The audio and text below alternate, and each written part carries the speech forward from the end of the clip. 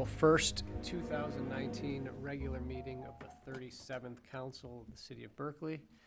Ms. Boucher, would you please call the roll? Mayor Pro Tem Baker. Here. Councilmember Blanchard. Here. Councilmember Dean. Here. Councilmember Gavin. Councilmember Hennon. Here. Councilmember Stedman. Here. And Mayor Turbrack. Here. First order of business today is the approval of tonight's agenda. Is there a motion to approve tonight's agenda? Motion to approve. Support. Motion approved by Councilmember Stedman with support from Councilmember Hennon.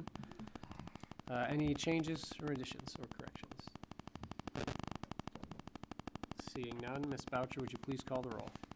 Blanchard. Yes. Dean. Yes. Hennon. Yes. Stedman. Yes. Baker. Yes. Turbrack. Yes. Please stand for the Pledge of Allegiance. I pledge allegiance to the flag of the United States of America and to the republic for which it stands, one nation, under God, indivisible, with liberty and justice for all.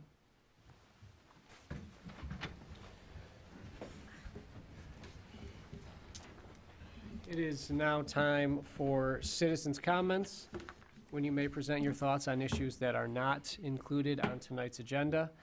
Council members will not engage you in discussion, but if your concern needs to be addressed by a member of city staff or department of the city, please sign your name on the sheet provided at the clerk's table. Reminder, you may speak on a specific agenda item while it is being considered, and when you come to the microphone, please state your name and city of residence.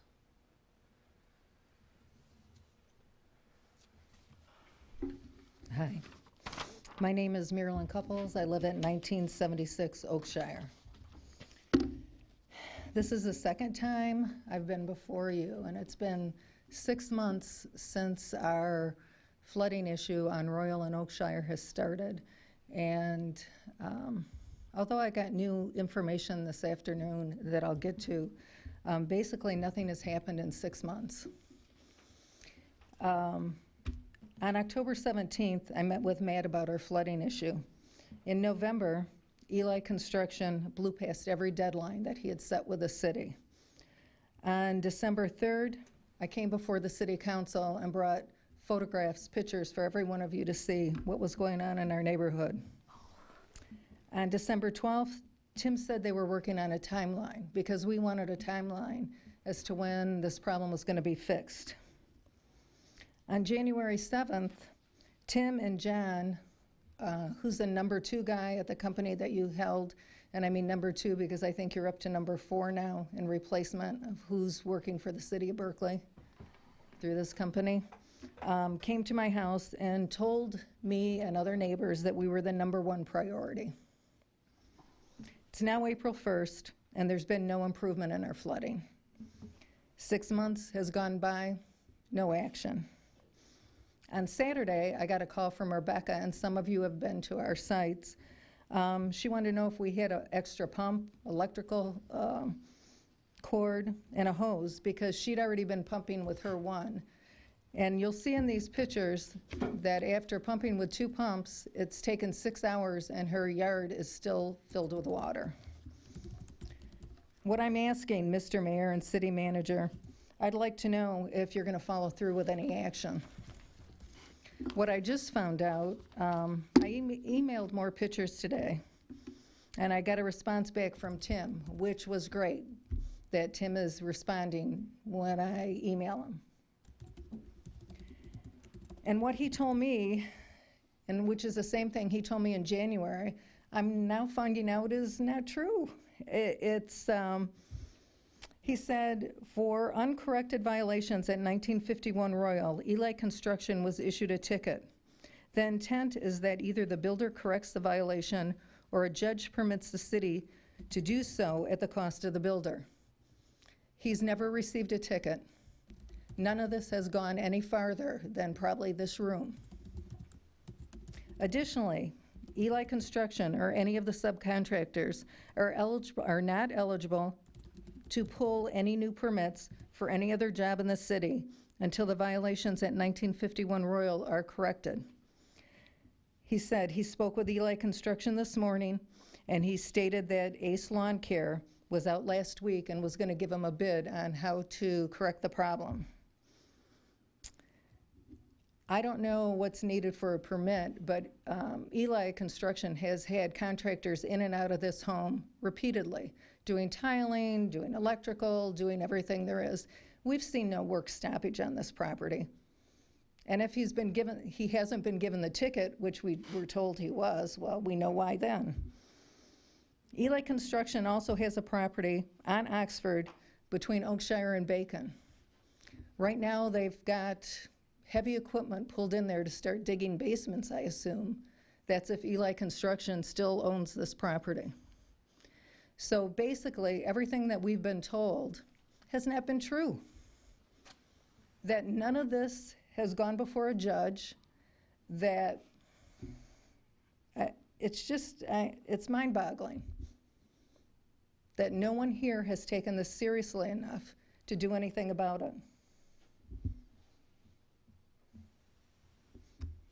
I have pictures here that I want you to take a look at. These are from December 3rd. I didn't make 8 copies this time, but I do want these back. These are for the month of March. And you'll see the last page is Rebecca's property, where it floods from the north side of her garage, through her garage, into the next property. So if you can take a minute to actually look at these. Thank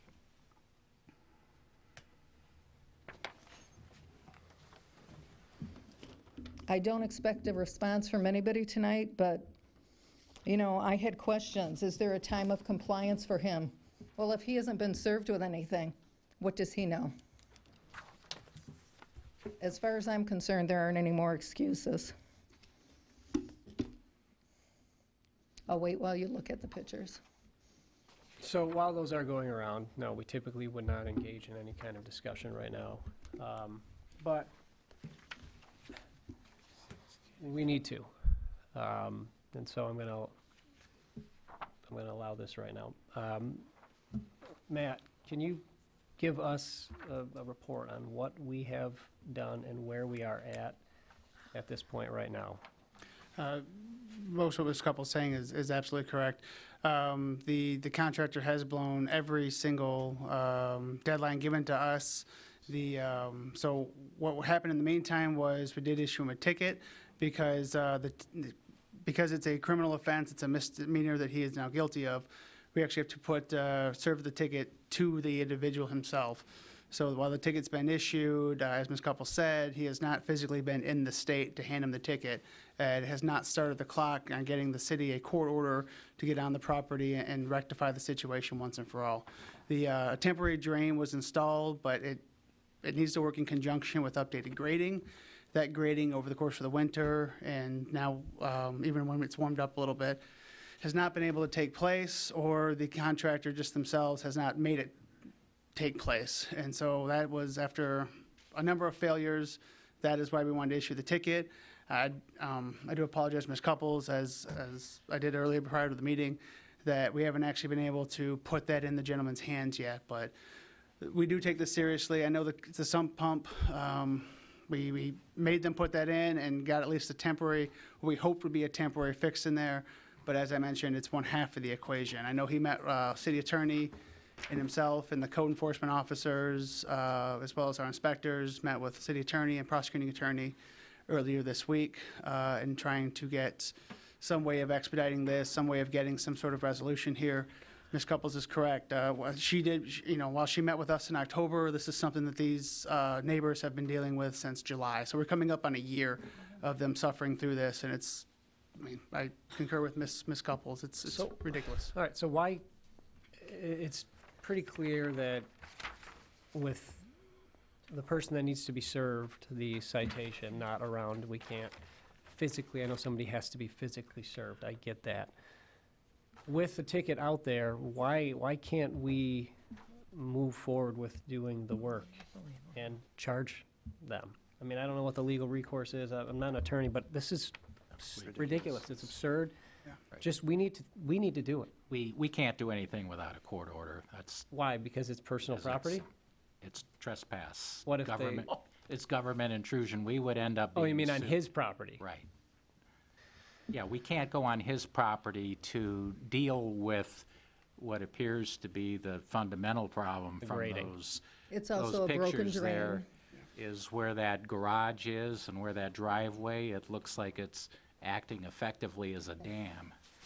That's got to be removed. So if somebody just hides and never gets served, we have no recourse? You have to serve them.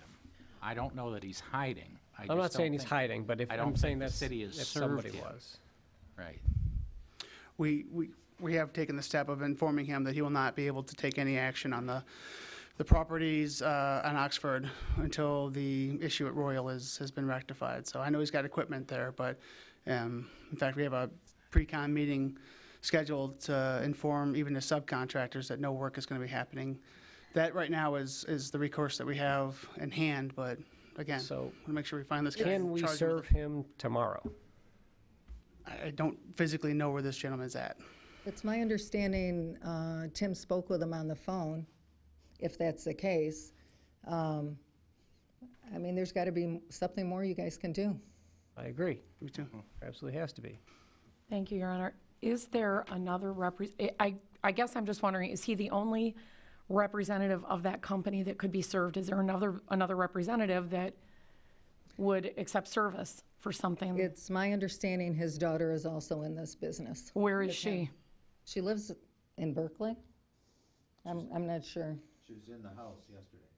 Yeah, So I'm they're- just They're wondering. continually in and out of this house. So let me just say, I am appalled and disheartened that you are still in this mess. And if I have to personally, every step of the way, I will do that. I believe that it would be taken care of, and obviously it has not been. So can we find the daughter and serve her, or does it have to be whatever the man's I name think is? that's one of the things we need to explore, and I indicated the city manager, I'll be over here tomorrow morning, and we'll work through that and come to a solution. It depends how the ticket's being issued. If it's being issued to someone personally in their name, it can Okay. only be served on that person. If it's being served on a company, then it can be issued to a registered agent, whoever that may be. I don't know what research has been done by the Okay. ordinance enforcement people to make those determinations. I think the other problem here is that our department has been in touch with the contractor, Eli, whatever, who has been saying all the right things, but has not followed through. And there's no defending it. It's Right. too much time has passed. Thank If you. he is served, how long do you think it would take before, I mean, you probably have no idea, but how long typically would it take before Our it could court get to moves the court? pretty efficiently. It would be up in court within a couple of weeks. Question. Councilmember Hennon. Yeah, thank you, Your Honor. Can a stop work order be issued in that no work that isn't directly related to remedying this can take place? Supposedly, sir, there was, he wasn't going to get a certificate of occupancy, but work has not stopped there, so. That could be, can and should. I thought that step had been taken, and if But- it hasn't, it Yeah. certainly should. But we don't know I- that that's been taken. Right, I was also under the impression that step had been taken, so it's news to me that they had anybody in and out of there. I thought that job site had been shut down. Yeah, we had Supposed to have talked, been a while ago. we had talked when I was over, as Matt said, you said earlier in the week, it was actually late last week, Okay. that we had talked, and we had talked about stop work orders, stopping any further work, grasping onto and revoking any outstanding bonds, whatever is available to us for self-help to immediately get attention. Then it was also thought that the contractor was supposed to be due back in town, I think, last Friday. I don't know whether that's the case or what the director may have told you, but clearly the problem wasn't solved before the The weekend. problem definitely has not been solved. So whatever the case may be at this point, we have to figure out a way to either serve somebody in the company, if it has to be him, it's got to be him, but it's got to be done this week, I mean, soon. And then once they're served and we can go to court, and once the court gives us permission to get on the property, we can then have our own contractor do the work and then charge back the company? Is that correct? Well, the charging back, I mean, if the court orders that, Okay. yes, All or right. the court would most likely order the responsible party to solve the problem. And then if they don't solve the problem, then we would be authorized to take action. And the court would impose a timeline? Pardon me? Would the court impose a timeline? We would ask the court to do that, absolutely. Because it's pretty clear Said that our court, doesn't our listen to court much is very that we say. efficient, and they've been very good to work with us, and I'm sure that both our judges in the 44th District Court would be very understanding of this particular problem and the urgency involved with it. Okay. So when are we going to be able to get back to Ms. Couples and her neighbors with action? I'll meet with the city attorney tomorrow, and I will call you tomorrow afternoon to let you know where we're at on this. Okay, I guess what we can do is wait for another week. We asked for a deadline by Thursday, a dateline on what's going to happen here. I And think for me that's to, fine. More to than me to reasonable. find out that everything we've been told so far is not true is despicable. Well, I mean, I don't think saying that it's not, he hasn't been served. We issued the ticket, but he hasn't been served, or we issued the citation. So yes, I'm splitting hairs, but it's not like we just did nothing. Nothing happened. Something did happen, but it hasn't happened correctly, we'll say that, or efficiently, or nearly all. as soon as it should have happened. okay. Thank you. So by the end of the week, Absolutely. I mean, you'll certainly reach out. We all need to be updated on what's going on. Mm-hmm. Go ahead, Kevin. Thank you, Your Honor. Kevin McNulty, 1975 Royal. I live right behind Ms. Couples, and I stand behind everything she just said. Thank you for your time. Thank you, Kevin. Okay. Councilor Henman? Yeah. We need to resolve this issue as quickly as we can, but we also need to look at what happened during this entire process to see what failed and to make sure it doesn't happen to anyone else going forward. Certainly. Mayor Pro Tem? Thank you, Your Honor. This is disgusting. I'm sorry for this. Two thoughts. First, if we do need to serve the individual and if he's out of town, are there processes in place to get somebody there with the piece of paper? Do we have to put somebody on an airplane to do this? Or is there a local agency that we could partner with to deliver? There's ways to do it. Okay, so it's just a matter of leaning in and making it happen. There's ways to do it. Sometimes it takes time because it would be a low priority for any law enforcement department, particularly one out of state. But there are ways to do it. Okay. There just hasn't been that level of follow-through. Here's plain and simple. to changing that. Yep. And she also mentioned the need for additional equipment to do more pumping. Is there any way we could help them with city equipment or to help finance funding additional pumps to remediate in the meanwhile? Because if it's not going to get fixed in the next couple of weeks, maybe there's some additional equipment or something that they could use to help at least speed up that process a little bit. I'll consult with DPW if they have something on the loan now. I mean, those are relatively small sump pumps that are out there right now. There has to be a larger. That's why I want to consult DPW on it. They may have the ability to have a high power pumps. Thank you. something.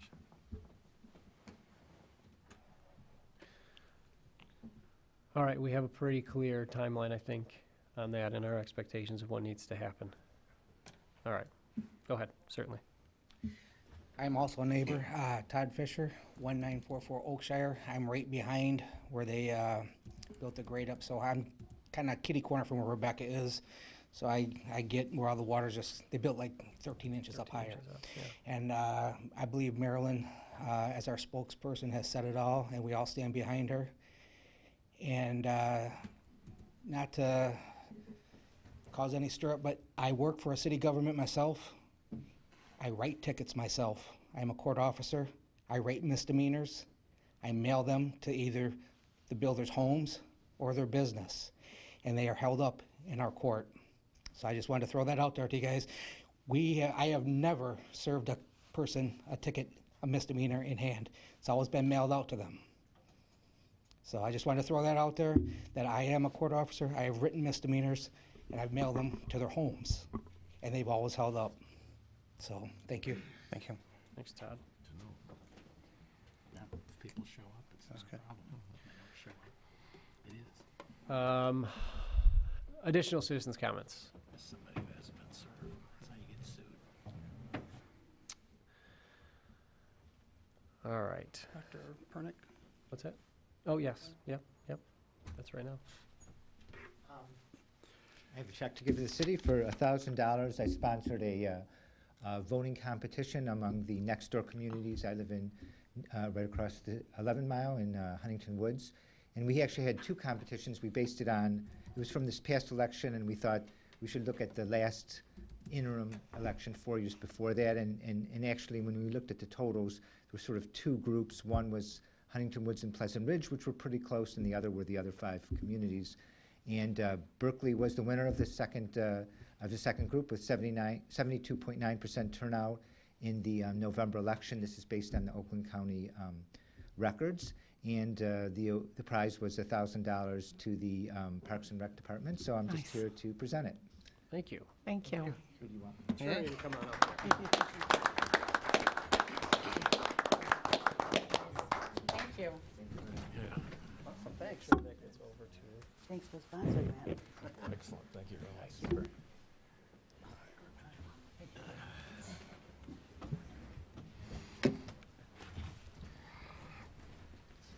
Thank you, Dr. Pernick, and we are certainly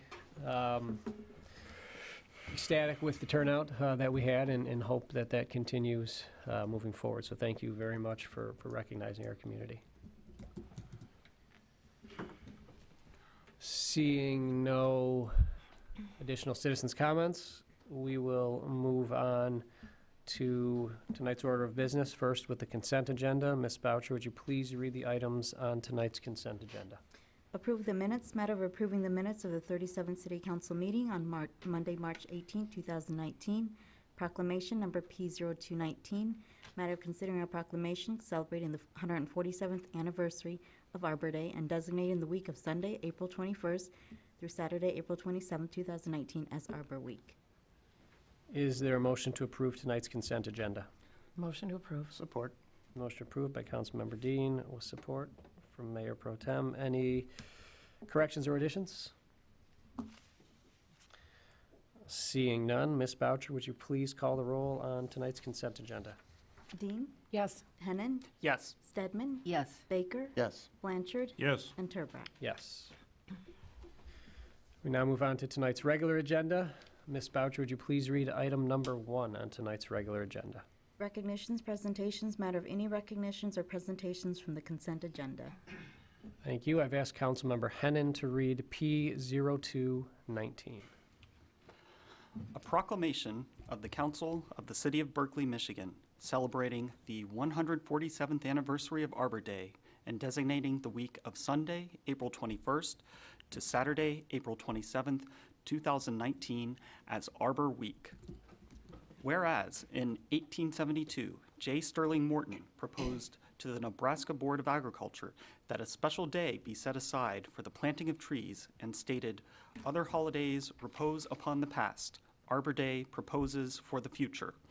And whereas trees can reduce the erosion of our precious topsoil by wind and water, cut heating and cooling costs, moderate the temperature, clean the air, produce oxygen, and provide habitat for wildlife, increase property value, enhance the economic vitality of business areas, and beautify our community.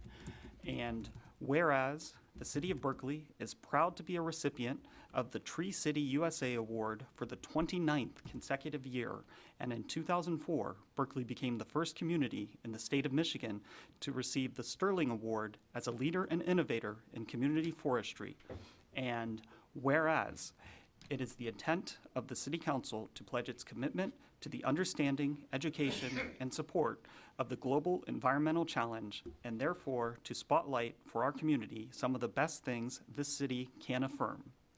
Now therefore, the City of Berkley proclaims Section 1, that the week of Sunday, April 21st through Saturday, April 27th, 2019, be and hereby is designated as Arbor Week in the City of Berkeley, and the City Council urges all residents to nurture and care for existing trees as well as plant new ones, and to become aware of how beneficial trees are to the Earth's beauty and environment.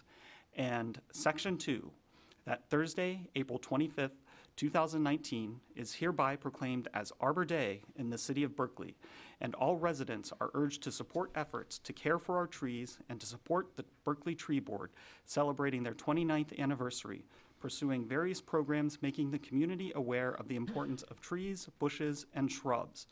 And Section 3, in celebration of the above, the Department of Public Works, Library, Parks and Recreation, and Tree Board will be planting 2 new trees in J.C. Park, located at Bacon and Webster. The event is planned for 6 p.m. on Thursday, April 25th. Proclaim this first day of April 2019 at a regular meeting of the Berkeley City Council. Daniel J. Turbrack, Mayor. Thank you, Councilmember Hennon. We will now move on to number 2. Ms. Boucher, please read item number 2 on tonight's agenda.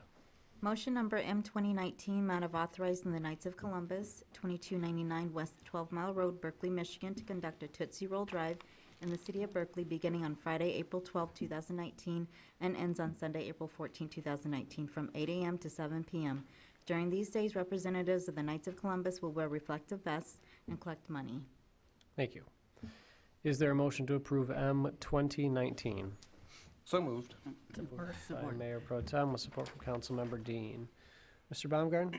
Thank you, Mr. Mayor. The Knights of Columbus will once again be collecting money at 3 different locations in the city, coming up on the date specified in the motion. They'll be at 11 in Coolidge, 12 in Coolidge, and on eastbound 12 Mile at Woodward.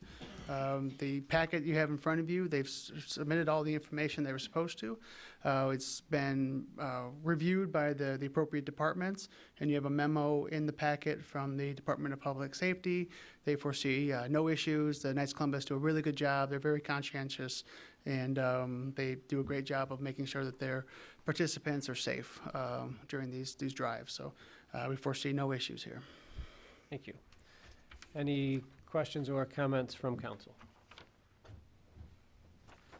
No, as the manager mentioned, everything is in order, which is typically the case with the Knights of Columbus, and Public Safety, as you mentioned, has given their approval as well.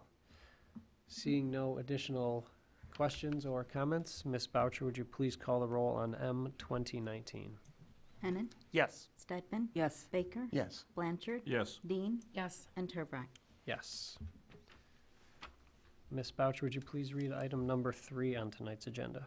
Motion number M 2119, matter of considering an agreement with Helper Roth and Clark, 55 Hallett Drive, P.O. Box 824, Bloomfield Hills, Michigan 48303, to provide professional engineering services, engineering and surveying services, and allow the city manager to sign on the city's behalf. Is there a motion to approve M 2119? Motion to approve. Support. Motion approved by Councilmember Blanchard with support from Councilmember Dean. Mr. Baumgarten. Before you, we have a proposed agreement with Hubbell, Roth, and Clark. As you remember, the city went out and actually submitted a request for qualifications from on Mitten for the engineering world, and we received 8 responses. We were able to review those in conjunction with our Department of Public Works and other departments that interact with the city attorney. Our preferred vendor ended up being Hubbell, Roth, and Clark. And from there, with the council's approval of that being the preferred vendor, we moved on to working on a professional services agreement with them. We believe the agreement completely outlines the type of services and parameters that we would need and the protections in place to continue working with Hubbell, Roth, and Clark. City attorney did a fantastic job crafting this, and Hubbell, Roth, and Clark had no issues, and they were able to move it forward and bring it before council today. As suggested, it is a 5-year duration, and so at the end of that point, we would again issue a request for qualifications and go through a similar process again. The intent is to make sure that the agreement remains up to date as opposed to the previous times. Questions from council as it regards to this contract that we have in front of us? Councilmember Blanchard. Thank you, Ron. Are the costs fixed for 5 years, or is there an escalated clause in here? They do, if they were to come back, it has to go actually, like I said, we'd have to amend our fee schedule, so the city council would have the ability to sign off on any changes. Okay, thank you. So it can't change without our approval. Correct, That's and what we'll still continue to operate under a similar process that we did before, where each project will also come before city council with a not to exceed. So this is not to be construed as carte blanche for staff to just start, approving any projects that may come up. You will still see specific projects come back to city council. Okay. Additional questions? Again, we, as was mentioned, come on. This was the recommendation of our DPW director, Mr. Derek Schuler, on the contract that we are looking at right now. Charles Terrell from Berkley. A couple of questions specific to the contract itself. In the section Standard of Care and Ethics, references professional practices under similar conditions conforming to a code of ethics for professional service firms similar. Yet there is no quantification of those. How are you going to know if they are abiding by the code of care and the code of ethics? How are you going to audit to those without specifying what those are? Their ethics are their ethics, just like every profession has them, doctors, lawyers, or whatever. We don't need to prescribe them. Nor are we going to audit them unless there is an ethical problem. They are agreeing through this contract to abide by those standards. They are professionals. They will be expected to follow through on their promise. It is not something that we're monitoring. Nobody at this table is going to be auditing their ethical requirements. Well, doctors and lawyers have published ethics. Yes, You I'm can quite find aware, those. You can quite find aware those. of that, and Okay, so do engineers. Where is that published? I can look it up for you. I'll be if you happy to could- talk to you offline about that. And if you could include that into the document? No, it's not necessary, Why do you deem it not necessary? for all the reasons I already explained. Well, I take exception with that. Also, that this is a 5-year agreement, and I didn't see a severability clause in there. No, Wait, there isn't one, okay, then. nor should there be. Why? It's not necessary. This is a professional services agreement. For council's edification and to answer the question, severability clause in a contract is a provision that provides that if a portion of a contract or a clause in a contract is deemed invalid or unenforceable for any reason, it will be severed and the rest of the contract will survive. You commonly see that in ordinances that we present to you, and in a number of contracts. They are far less common and standard in employment contracts and in professional service contracts, particularly those that are more like this one, akin to personal service contracts. And the reason for that is because when you have a provision that is an essential part of the agreement, a material term, whether you have a severability clause in there or not, a court is not going to force parties to continue with a contract when essential provisions have been nullified. And when you have non-essential provisions that run into a problem or are unenforceable, the parties inevitably work through those, negotiate through those to offset them. And what's more, in this particular contract, the city has a provision to terminate early under any circumstances or no circumstances with just 30 days notice. So it is not necessary. It would be unnecessary legalese to put that in there. Okay. The contractor also has that 30-day out. Correct. Correct. Okay. Yes. That's not what you said. You said the city does. Correct, I didn't. Both parties. There are both a lot of parties. things, Mr. Terrell, in the contract that I didn't say. No, I was speaking directly about the city. I understand, but I'm not you trying were to argue with you, but I'm not please trying don't to put, argue with please you don't either. put words in my mouth that Just don't fit. to clarify, Section 18, termination of the contract, notwithstanding the term of agreement specified in Section 1 above, the city and the consultant, as Mr. Starron said, reserve the right to sooner terminate this agreement at any time and without penalty upon 30 days prior written notice to the other, with or without cause, or for any reason whatsoever that it deems to be in its best interests. Right, absolutely, I understand that. It was more for folks to All right, understand. but I heartily disagree with the city attorney about severability not being applicable to professional services agreements. I also disagree with not including reference to published ethics or duty of care standards. If they're already published, then they should be referenced. And I absolutely disagree with the idea that you're never going to audit against those. If there is an ethics thing, if there is an ethics problem that comes up, there is going to be an audit to their ethical standards. But not having those ethical standards documented, and especially given that it's a 5-year deal, things come up, things happen, and it's not codified here in the document. So that's my piece, and I ask you to send this back and have it reworked. Thank you. Thank you. Additional questions or comments from council? Councilmember Blanchard. Thank you, Your Honor. I think in the request that we sent out, there is a requirement that all of the firms had to be licensed professional engineers with the state of Michigan. Yes, sir. So to work on any municipal contract, they have to be licensed professional engineers, and there is a standard of conduct for licensed professional engineers in the state of Michigan. Right. And that's, because that was in the original request, I don't see any need to have it put in here again. Thank you. Thank you. Additional questions or comments from council? No? No? Seeing none, any other questions or comments from residents here? All right. Seeing none, Ms. Boucher, would you please call the roll on M2119? Stegman? Yes. Baker? Yes. Blanchard? Yes. Dean? Yes. Hennan? Yes. And Turbrack. Yes.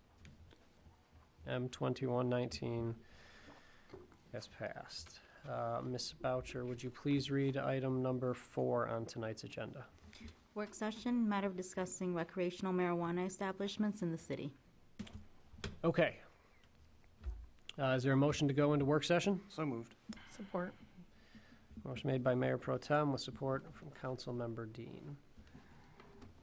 All right, this is a work session, which means that no formal action is going to be voted upon today, but there will be action taken in the future based off the conversation and direction that council does give today. The purpose of this agenda item is to, one, allow us to discuss this on the record in public, to allow the residents to also discuss this and have a say. Again, this is a work session, so it's much more of a conversational tone. But we have a couple of things that we need to figure out here in terms of direction to city staff and administration for how we want to proceed. Should a majority of council feel that opting out is in the best interest of the city, then that would be the direction given to city staff to craft a document ordinance saying that we are opting out. If a majority of council decides that we want to stay opted in, there are a number of additional steps that would have to be taken after this to provide the infrastructure for establishments, including but not limited to the zoning regulations, planning commission level specific language, unique to the city of Berkeley in the proposed ordinance, detailing the number of licenses we might allow, what types of licenses we might allow into the city, and identifying certainly the competitive process that would be necessary to review and select a license should we move forward. So those are at least at a basic level, we need to give city staff some direction on how we want to proceed into the future, so that when we do get something that comes in front of us again, it will have all of this in place. These things, especially staying in, takes time. There's a lot of things that need to be put in place, and we need to have ample time to make sure that we have the ability to take care of that before this becomes law and we don't have anything in place. Before I turn it over to Mr. Baumgarten, in case you have anything additionally, one of the things that we did look at, and I think has been available online, were the results of the surveys that went out and that were as a result of people at the meeting on February 19th, the residents that attended, but also the online responses. Now, again, as I mentioned before, this online tool had some potential flaws, in that somebody could sign in on another device and take it again, and could take it probably multiple times, potentially could have skewed some of these results, both for and against. It works both ways. But regardless, we do have this information, so I'm going to quickly go over what came into the survey. Not that the survey response is certainly going to be the ultimate deciding factor for anybody, I don't necessarily think, but at any rate, we did this, and I want to make sure everybody knows what the responses were. Question 1, are you in favor of allowing recreational marijuana businesses to operate in the city of Berkeley? 1,000, well, let's just go with percentage. 62% answered yes to that. 38% of the respondents answered no. There were about 1,600 total respondents for that. Question number 2, if you answered yes, which type of businesses should be allowed? 97% were in favor of retail, 68% grower, 64% processor, 61% tester, and 61% transporter. Question number 3, if allowed, where should the recreational businesses be located?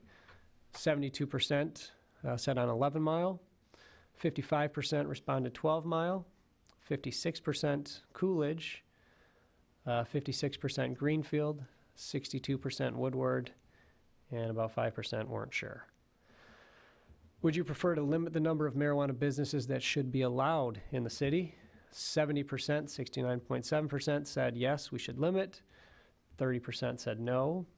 And if you answered yes to that, what limit do you prefer? 55% said 1 to 3 licenses. 24% said 4 to 7. 20% said other. There's also, frequently asked questions that we have gone over as well in the past. So the way that this work session is going to proceed, first, if council has questions or comments, wants to engage in a discussion, I will open that up to council first. Then we'll go to the residents, anybody here that wants to comment, has some insight on this, or at least an opinion that they want to make sure council hears. And then ultimately, council will have to provide some direction moving forward to city staff on how we are going to proceed in the future. Everybody clear with that? All right. So to start, are there any questions or comments, leanings from council before we open it up to the residents here? Anything anybody wants to say based on either our information, their thoughts, what they're thinking right now, what may or may not make sense? Mayor Pro Tem. Thank you, Your Honor. Just a question more for the city manager to kind of help us and the folks watching, those here, in terms of an overall timeline.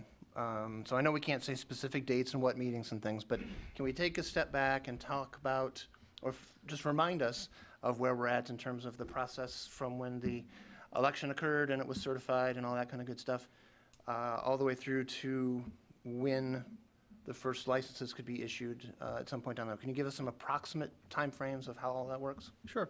I can relate to you what kind of where we're at right now. Since November, the state, specifically Laura, the Licensing and Regulatory Affairs Department within the state, actually spun off the Bureau of Marijuana Regulation, so BMR. That is the group that has been entrusted in creating the guidelines and licensing framework for the for those that are interested in obtaining recreational marijuana licenses. They've been mostly going through this process internally.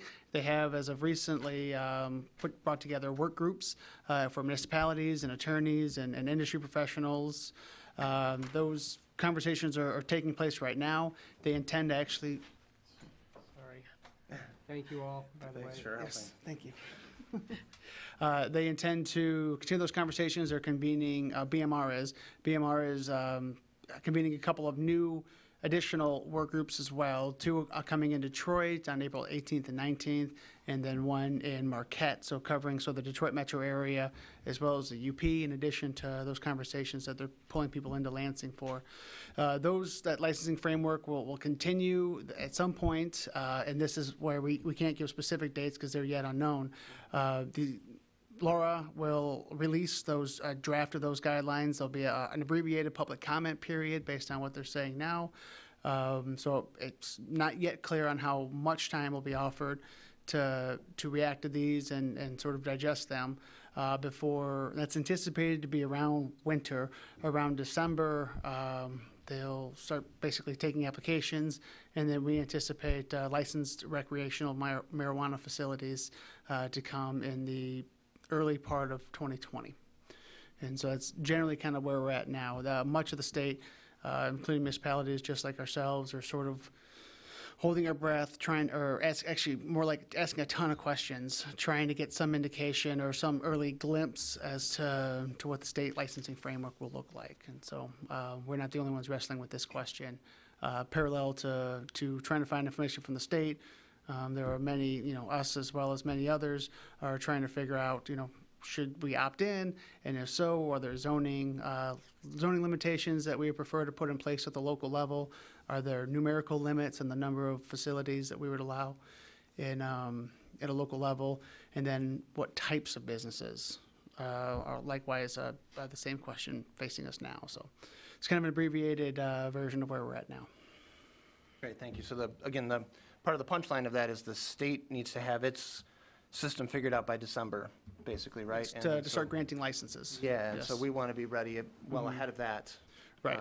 So There's based on whatever situation we want to take. Right. So there's a couple things that the framework challenges municipalities to do. It's one, answer the question of opt out or opt in, but also develop locally a competitive system for allowing these businesses as well.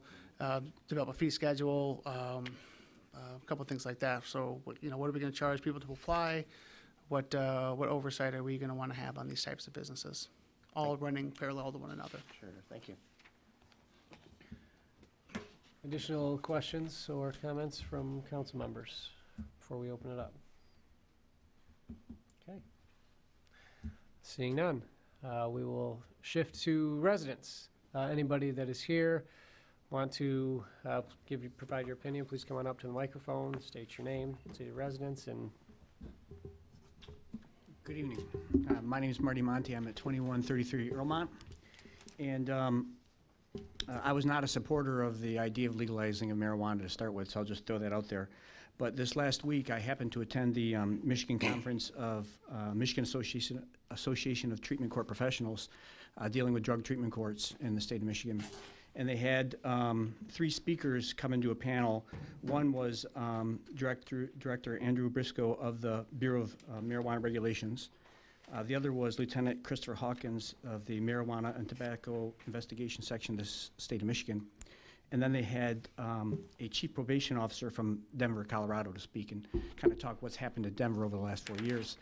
And the picture they painted wasn't very positive, but the surprising part to me wasn't the legal marijuana establishments. It was the black market that has sprung up both, as I've looked into it more, both in California and in Denver. The black market's up about 40% from what it was prior to legalization, because in both of those cases they allowed people to grow marijuana in their homes just like our law does. And so the Lieutenant Hawkins talked about the Michigan law of allowing each home to grow 12 plants at home. And he gave an idea of what that is, because I didn't have an idea of how much marijuana that is either. And so if you can do 12 plants, the average gives you about 3/4 of a pound per plant. So that's 9 pounds per crop, and you can grow 4 crops per year.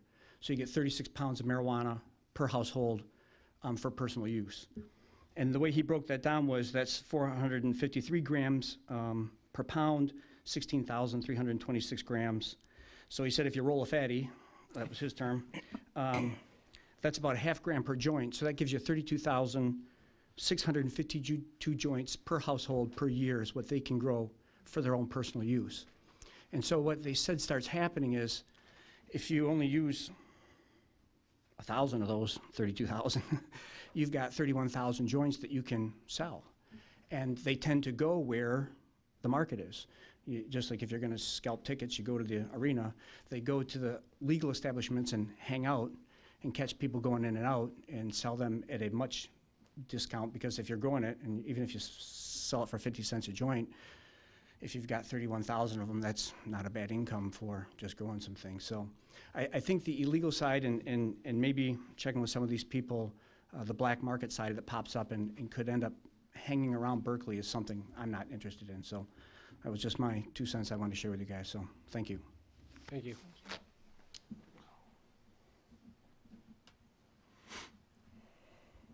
Good evening, Kurt Height, 3525 Robina.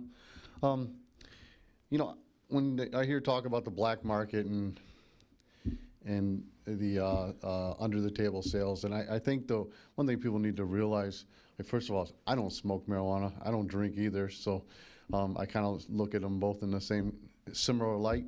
But as far as for the people who do smoke it, I think the reason why you're hearing more about the under the table sales is because now people see it as legal to smoke it, so they're talking more about it, or it's becoming more acceptable. From what my experience, there's a lot of people that smoke it that just used to not talk about it, and I don't think any more people are going to smoke it now than what smoked it before. Unfortunately, there's people, or fortunate I should say, there are people that are finding that medically, and that's why it's becoming more acceptable, there are things that it helps them address that pharmaceuticals was not able to address before.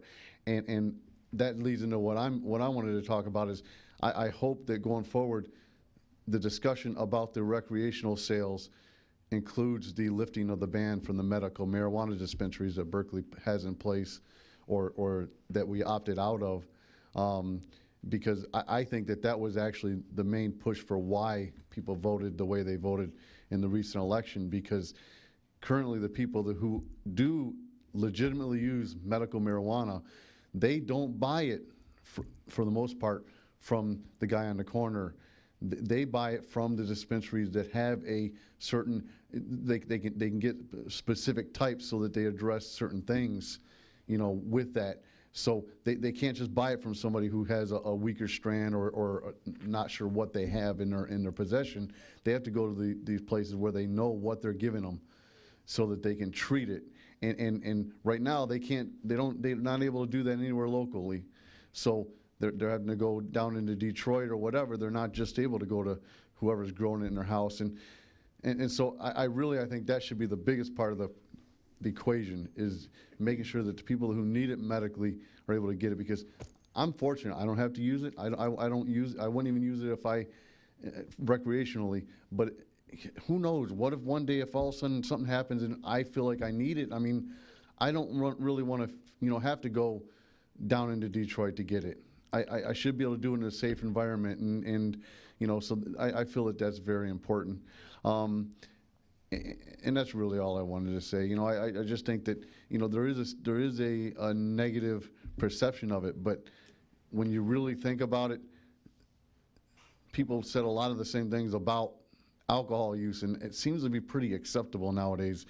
Even though I don't drink it, there's bars everywhere, there's liquor stores everywhere, and that stuff has a lot more impact on an individual and what they're able to do on the street and driving. And I think that marijuana, I think that there just needs to be more education done, and I think that we can do that, and we can see if we can help the people that need it in the medical sense.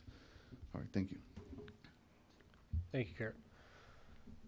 As far as I'm concerned, for the purposes of this conversation, everything marijuana related is on the table as we look at this and talk about this. Go, Jack, yeah, sorry. Thank you, Your Honor. I have a question, maybe for the attorney. Are we gonna, in the future, see recreational marijuana store on one corner and a medical on another corner? Are we gonna have, are they be separate, or are we gonna end up with one set of marijuana facilities? I don't know, 'cause I see that Pontiac just passed their medical marijuana law. They had it in the paper. It was a full page, back page of the newspaper. So it was very complex.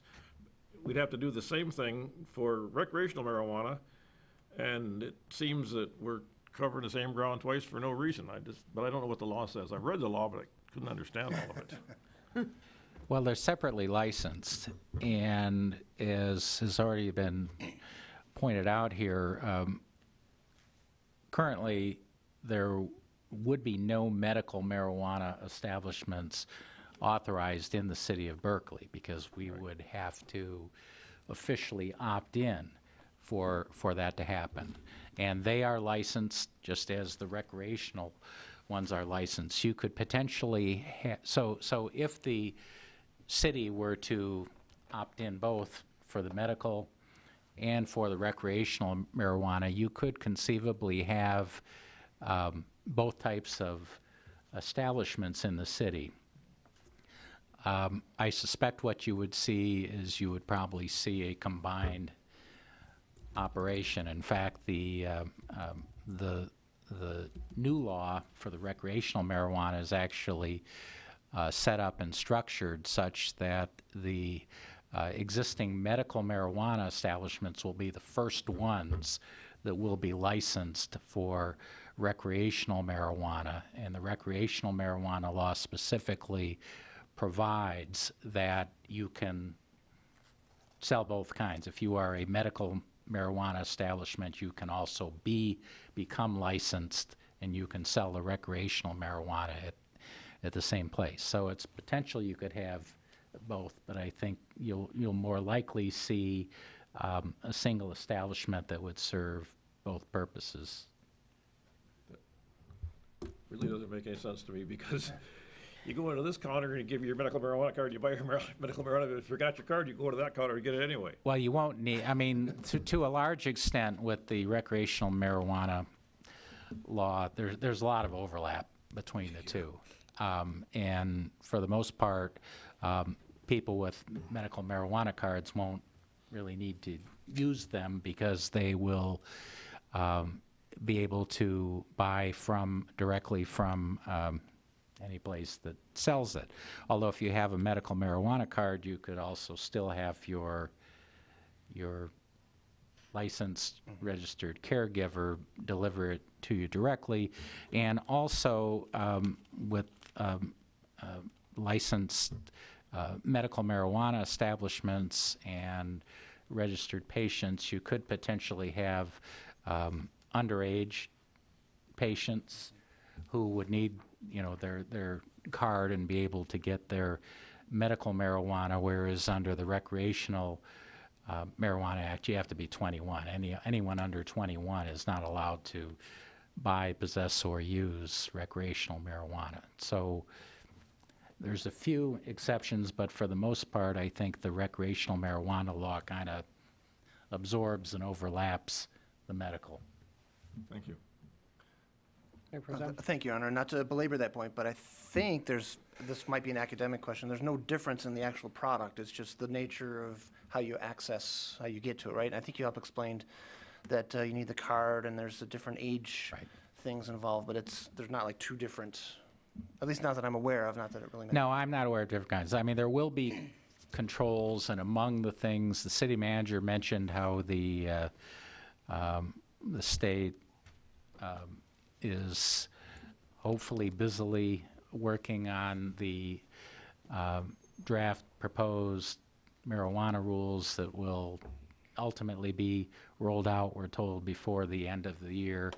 Among the things that those rules will cover are matters of testing standards, potency standards, those sorts of things, and of course there will be licensed testing facilities that will make sure that before a product is sold by a retailer, a marijuana product, that is, that it will have undergone testing, gotten its certification or whatever the registration, whatever it's going to be. But in terms of different types, I suppose there could be different types of marijuana, just like there are now. Not that I'm an expert on it, but we've all heard the different names and labels that.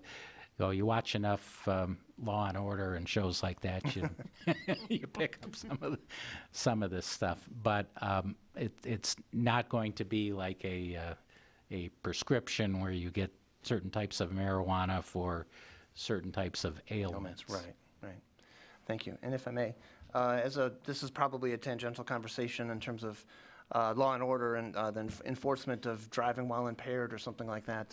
When we spoke about this before, that was one of the concerns I have, and it naturally continues to be on our minds. I know that's not directly relevant to the establishments and that stuff, but can you give us any insight what you might have learned or heard in terms of where the science is taking us in terms of being able to detect and if that's permissible, usable in court and all that kind of stuff? Sure. I did recently have a discussion with this with public safety. They're trying to keep on top of the technologies that's been rolled out in some of the states that have legalized marijuana. There's several different products that are being rolled out sort of in testing periods and beta testing. That we're trying to detect and accurately gauge a user's level of impairment while driving. A lot of these are still very much in the testing phase. I haven't heard of, nor is our Department of Public Work or Department of Public Safety definitively heard of a product that they feel they could utilize and would stand up in court, try to get a conviction. Our conversation was sort of based on a budgetary process at the department level, and so they right now are just planning to have to order more blood draws and try to obtain it that way. That's the best way that they have at current to detect a person's level of marijuana, the nanograms in the blood system now. So right now we're still at blood draws, but the technology is progressing. Thank you. Councilmember Hennon? Is it option under the current framework of laws to permit medical dispensaries but not recreational dispensaries? I think so, yes. Mm-hmm. There is some debate among folks about that, the way the statute's written, but my interpretation of it is that, yes, you could have medical, but not the recreational. Do we know if the state and their regulations might give some guidance on that once they come down? Don't know that. Okay. And again, keep in mind, this was a voter-initiated law, so we don't have the convenience of legislative history to tell us what our elected officials were thinking when they adopted it. All we have is the plain language of the law. But I feel pretty confident that in my answer, yes, to that the law does allow and contemplate that we could have medical marijuana opt-in, but not opt-in for recreational. Hi there, Jason Cawley, 2845 Gardner. In regards to Mayor Pro Tem's comment about the laws and,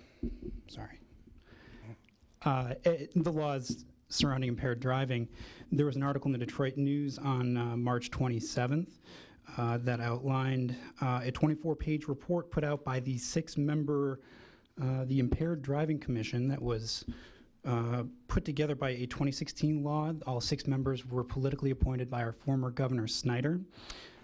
They came to the conclusion in their 24-page report that there is a poor correlation between driving impairment and blood concentrations of THC. Michigan should not set a blood level standard and should continue to rely on field sobriety tests. That is per their report and the recommendation. As for the 6 members that the governor chose, I don't have their specific names, but I can tell you that one was a registered medical patient of marijuana, one was a medical doctor, one was a forensic toxicologist, another MSU professor of pharmacology and toxicology, and lastly, a Michigan State Police Lieutenant Colonel who came up with that conclusion. So we are seeing some guidance there. They basically pulled that from a larger federal report that was a a meta-analysis of several different studies that have been done regarding impaired driving under the effects of marijuana.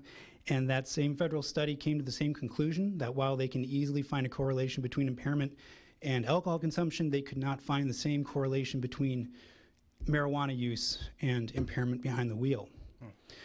In regards to something that Mr. Blanchard said before about possibly there being two different kinds of facilities, that would be unlikely. As the attorney pointed out, they would just be one facility that would process both. There are, in some cases, very specific produced products and strains that are used for medicinal purposes. In fact, there are some other states that are having some issues with that since the recreational market has sort of destroyed the existing medical market. But the main difference also, and the city attorney forgot to mention this, was that for card-holding members, medical members, we would not be subject to the 10% excise fee. That's correct. So you'd go into the same recreational store that everyone else goes into, you show your card, you don't pay the tax. So that's really the main difference there. Otherwise, you'd be shopping at the same store, same counter, same everything else, largely the same products as well. So that addresses those two things. As to my broader comments, Nate was here earlier talking about election results, and you were talking about poll numbers earlier from the online poll. And I want to talk about some other numbers that I've got here as well. You know the 70% number pretty well. I'm sure you've heard it several times. I have another 70% number for you, and that's in 2008. That's when we voted to approve medicinal marijuana in the first place. That's what the citizens here in Berkeley voted to approve it by. Actually, it was 70.9%. That was a presidential election year, so it was a big turnout, over 9,000 votes, just a little bit more than our most recent midterm election. Now, 10 years later, here we are in the city of Berkeley with prohibition on all medical businesses. In 2014, the city put a vote before the citizens for a charter amendment to decriminalize the possession of marijuana within the city. And in that case, 62% of the citizens said, we want that decriminalized. Our police ignored that and continued to arrest people for simple possession. Now here in 2018, there's that 70% number once again. We've made our will known for over a decade now by large margins that we don't really care about marijuana. We're okay with it. As you keep upping the ante and asking us more questions about how comfortable we are with it, we continue to tell you that we're just fine with it. And yet, here we are having this prolonged, protracted conversation for, I don't know. Okay, hold on one second. Sure. I completely get where you're going with this, and I understand all of those numbers, because they're all right here as well. Which one of those elections voted to retail, which were for selling in the city? That's the only pause that I have, because those numbers are all accurate. It's been close to 60 to 70% every time, which is why we need to have a serious conversation about this. And yet your first vote right after the midterm election was to enact blanket prohibition. Right. And here we are 10 years after medical has been passed. We still have blanket prohibition on medical use despite overwhelming support from your voters. So when your initial reaction was to enact prohibition after recreational, hence you got the pushback you got. Well, does that make sense? No, that's certainly fair. The reason that we initially pushed back, I'm not speaking. I know there's uncertainties and questions that need to be answered and so on and so forth. I know. So where do you want this conversation to go? I'm tired of having the conversation. I think at this point we've made it pretty clear time and time again, even including the most recent poll, as flawed as it was and all the other issues it had, is that we're okay with just a couple of stores here in the city. Yes, there's a couple tiny little questions that need to be ironed out and fixed and figured out and all that, but... So how do you know which way we're going tonight? Or why are you making the assumption that I'm not making the assumption. I'm just continuing to express my frustration. And that's to make it clear. That's all. That's all I'm saying. I want people to express opinions, but I don't want this to be the type of conversation where there's assumptions being made or aspersions are being cast. No aspersions have been made. I'm simply citing numbers. That's all. That's all. I completely agree with all those numbers. Great. Thank you. Just a couple of tiny little numbers that I got while I'm here. That's as to the market and the taxes and all that. I know there's a whole bunch of unknowns and things that we have to figure out there.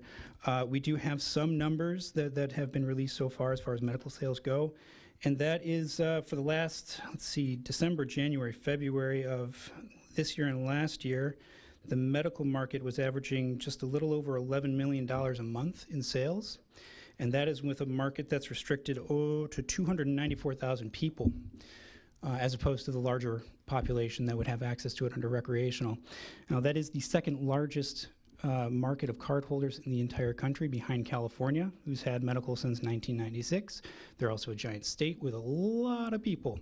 So there is a very large contingency. There's a market here that clearly wants this to be the case. And so, again, I'm just advocating for that as my position. Thank you. Mr. Mayor. Beyond that, I think that's about all I got for now. I'll reserve the right to pop back up. Thank you. Again, just moving forward, I want this to be a conversation. This is why it's a work session. That's why we're not dispensing with some of the formalities here. There can be back and forth from members of council, folks up there, just like any other agenda item that is not citizens' comment. So I really think that we've had ample time up here to hear from residents, and we've gotten emails and we've seen all the data, and I know which way all of the elections have gone, which has brought us to this point where we need to decide what we're going to do. I'll wait to comment more until I give everybody else that's here time to comment before we move to council. No? Yeah, okay. Hi. Good evening. Tina Yancey. I'm actually a resident of Beverly Hills, not Berkeley, but I am a real estate developer in southeastern Michigan, and I work with several municipalities throughout the state, helping them craft their ordinances for medical marijuana. My mother was a brain cancer patient who benefited from it in her last days. I'm not here to argue the medical validity of it, but I will echo this gentleman's statements where, as City Council, you are charged to carry forth the will of the people. So I will, kind of put that note in there. That being said, I don't know Berkeley as intensely as its citizens or as City Council. Is it something where you're interested in having dispensaries? Maybe not. However, there are benefits to having these types of facilities in your community. I would never have driven my mother down to 8 Mile. I would never have done it. My girlfriend who has a son with epilepsy, I would have never had her go, up to Flint or wherever. So a lot of this really comes down to patient access to medicine. And also doing what's best for your community, whether that's limiting it, putting it in zoned areas where it makes most sense, light industrial, manufacturing. You can still have some retail in there. The zoning can be made. And I did bring a municipal packet today. I spoke briefly earlier with the city manager, and I'm happy to email that to council so that you can have a little bit more information in terms of, crafting an ordinance that maybe will work for you. Yeah. That's all. Thank you. Thank you. I have a question. Certainly. Yeah, I don't want this to be a cross-examination, but if you wouldn't go to Detroit, but would you, it seems clear Ferndale is going to allow establishments. Would you go to Ferndale? Would you feel comfortable going to Ferndale? I would. However, I don't know that is, do we throw a burden on something else? Do we put our own public, our own personal opinion on something because we don't want it in our neighborhood, but we deny our residents access to it because you want them to go somewhere else? I mean, I would go to Ferndale. I would go to Hazel Park. I actually have 3 facilities in Hazel Park that are going to be, that have state licensing, that are under construction. And I would go there. I would go to these other municipalities. But I don't know that that's actually maybe the best answer to say, well, not in my neighborhood, but somewhere else. That's just my opinion, I think. I understand that point of view. When we're at the, we'll probably mention later the Michigan Municipal League conference that we went to, and talking to someone from Ferndale, it's just put it in your industrial area. Well, their industrial area, there is a lot of buffer space. Sure. Every retail and industrial space that we have, commercial space, we have the entire city directly abuts residential. So where those things work in other cities, that gives me more concern here. We don't have concentrated areas that are separate from residential. So, you know, we have the information where a lot of people want it on 11 Mile. That is our industrial segment that logically on the face of it makes sense, but there are people that live there directly behind it. So, you know, I'm just trying to weigh all the options, and, you know, I understand the concerns of going to Detroit. But that isn't going to be the only option if we say no. I don't know which way we're going to go, so, Sure. but, you know, it doesn't. For sure. You know, there are still options. One more thing I would just briefly add, you know, I believe as the city attorney had mentioned, when a municipality opts into medical, there is a 1-year grandfather kind of advantage for those municipalities and those businesses that go to recreational. And with the passing of the rec bill, the 3% excise tax has gone away. So all the benefits to the municipalities who said, yes, we're going to do it, but just medical, it's gone. Period. It doesn't exist anymore. So without opting in to recreational, you will get zero benefit. So if there was that window of opportunity, it's gone. The financial benefit to the city now can be great. It can be 10%. You can put it towards, you know, so many programs and fund those things that really don't, you know, that do get underfunded. Libraries are a huge one, you know, big reader, but anyways, just wanted to add that. Thank you. Anybody else? Sorry, Kurt Hyde again, Berkeley. You know, I forgot to mention too, I wanted to make sure it was clear that, you know, because I've seen comments where people make where they say, oh, I just don't want to be walking down the street and somebody's smoking on their porch. That was not legalized. We didn't vote to legalize that. You're not allowed to smoke it out on your front porch. You're also still not legal to drive while under the influence of anything. You know, so we have not voted to legalize that. You can't consume it when you go to the dispensary. You pick it up, you take it home.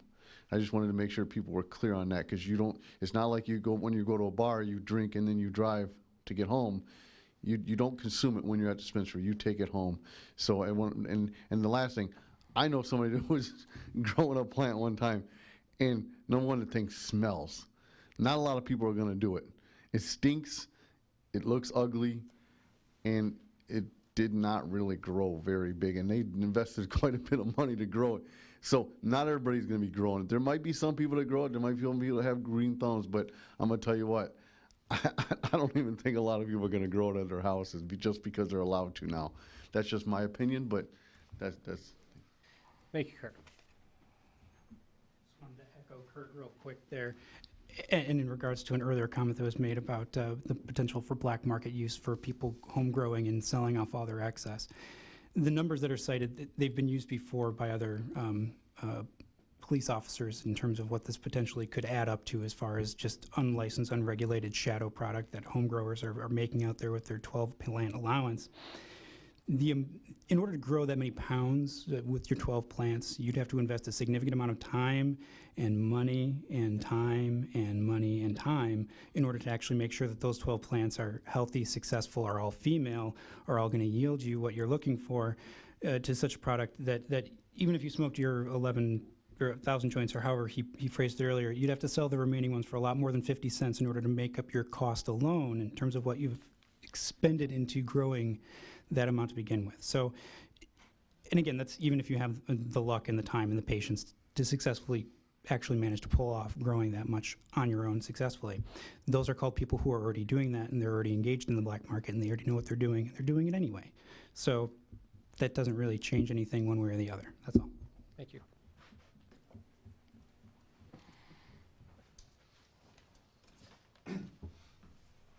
Hello. William Coons, over at 3200 Coolidge Highway. Part of a local, you know, I'm a part owner in an insurance agency that's been around here. I'm actually from Sterling Heights, so I'm kind of on the outside, but I figured I'd give a few comments on this.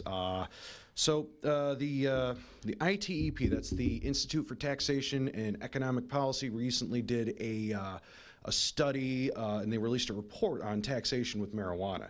In the states that are currently legal for recreation, they've, and specifically I think Colorado is one to cite, tax collections have surpassed $1 billion in 2018, which apparently is about a 57% increase in revenue from the year before. Local municipalities that do have dispensaries get like an extra piece of that because they opted into the revenue sharing for it. That can add to a lot of benefits for like your police force, libraries, maybe a recreational facility that closed down a few years ago that hasn't been reopened. And I think the other thing is that the excise taxes, they're almost dollar for dollar the same as, alcohol excise taxes, which leads me to think you're kind of diversifying your revenue streams. And I do tend to think that's a pretty good thing for a city. And to piggyback on the growing comment, I have a couple of friends who have, worked in the medical dispensary field, and they know a few growers. It's a lot harder than it sounds. These are climate-controlled rooms with specific, like, nutritional things for their soil or whatever, and they've made it sound like to me that it's about as difficult as brewing beer, which is not easy if you've ever tried it for yourself. So. That's about it. I don't want to take up too much more of your time, but thank you for listening. Thank you.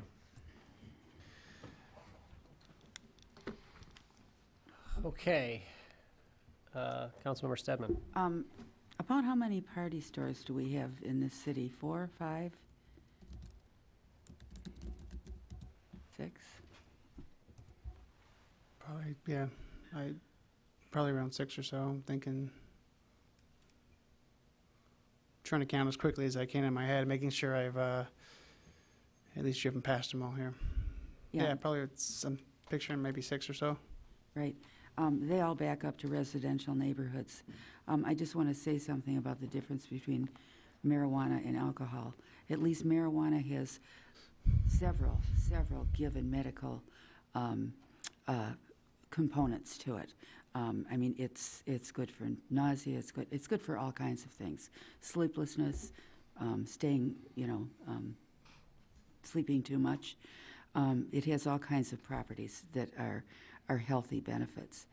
And you don't have to smoke it. You can eat it. You can chew it. And but alcohol, other than when you have a sore throat, having whiskey, lemon, and honey, I can't think of any medical benefit for it. So I don't consider it an evil thing. This is not the 1960s anymore. It's not a hippie drug anymore.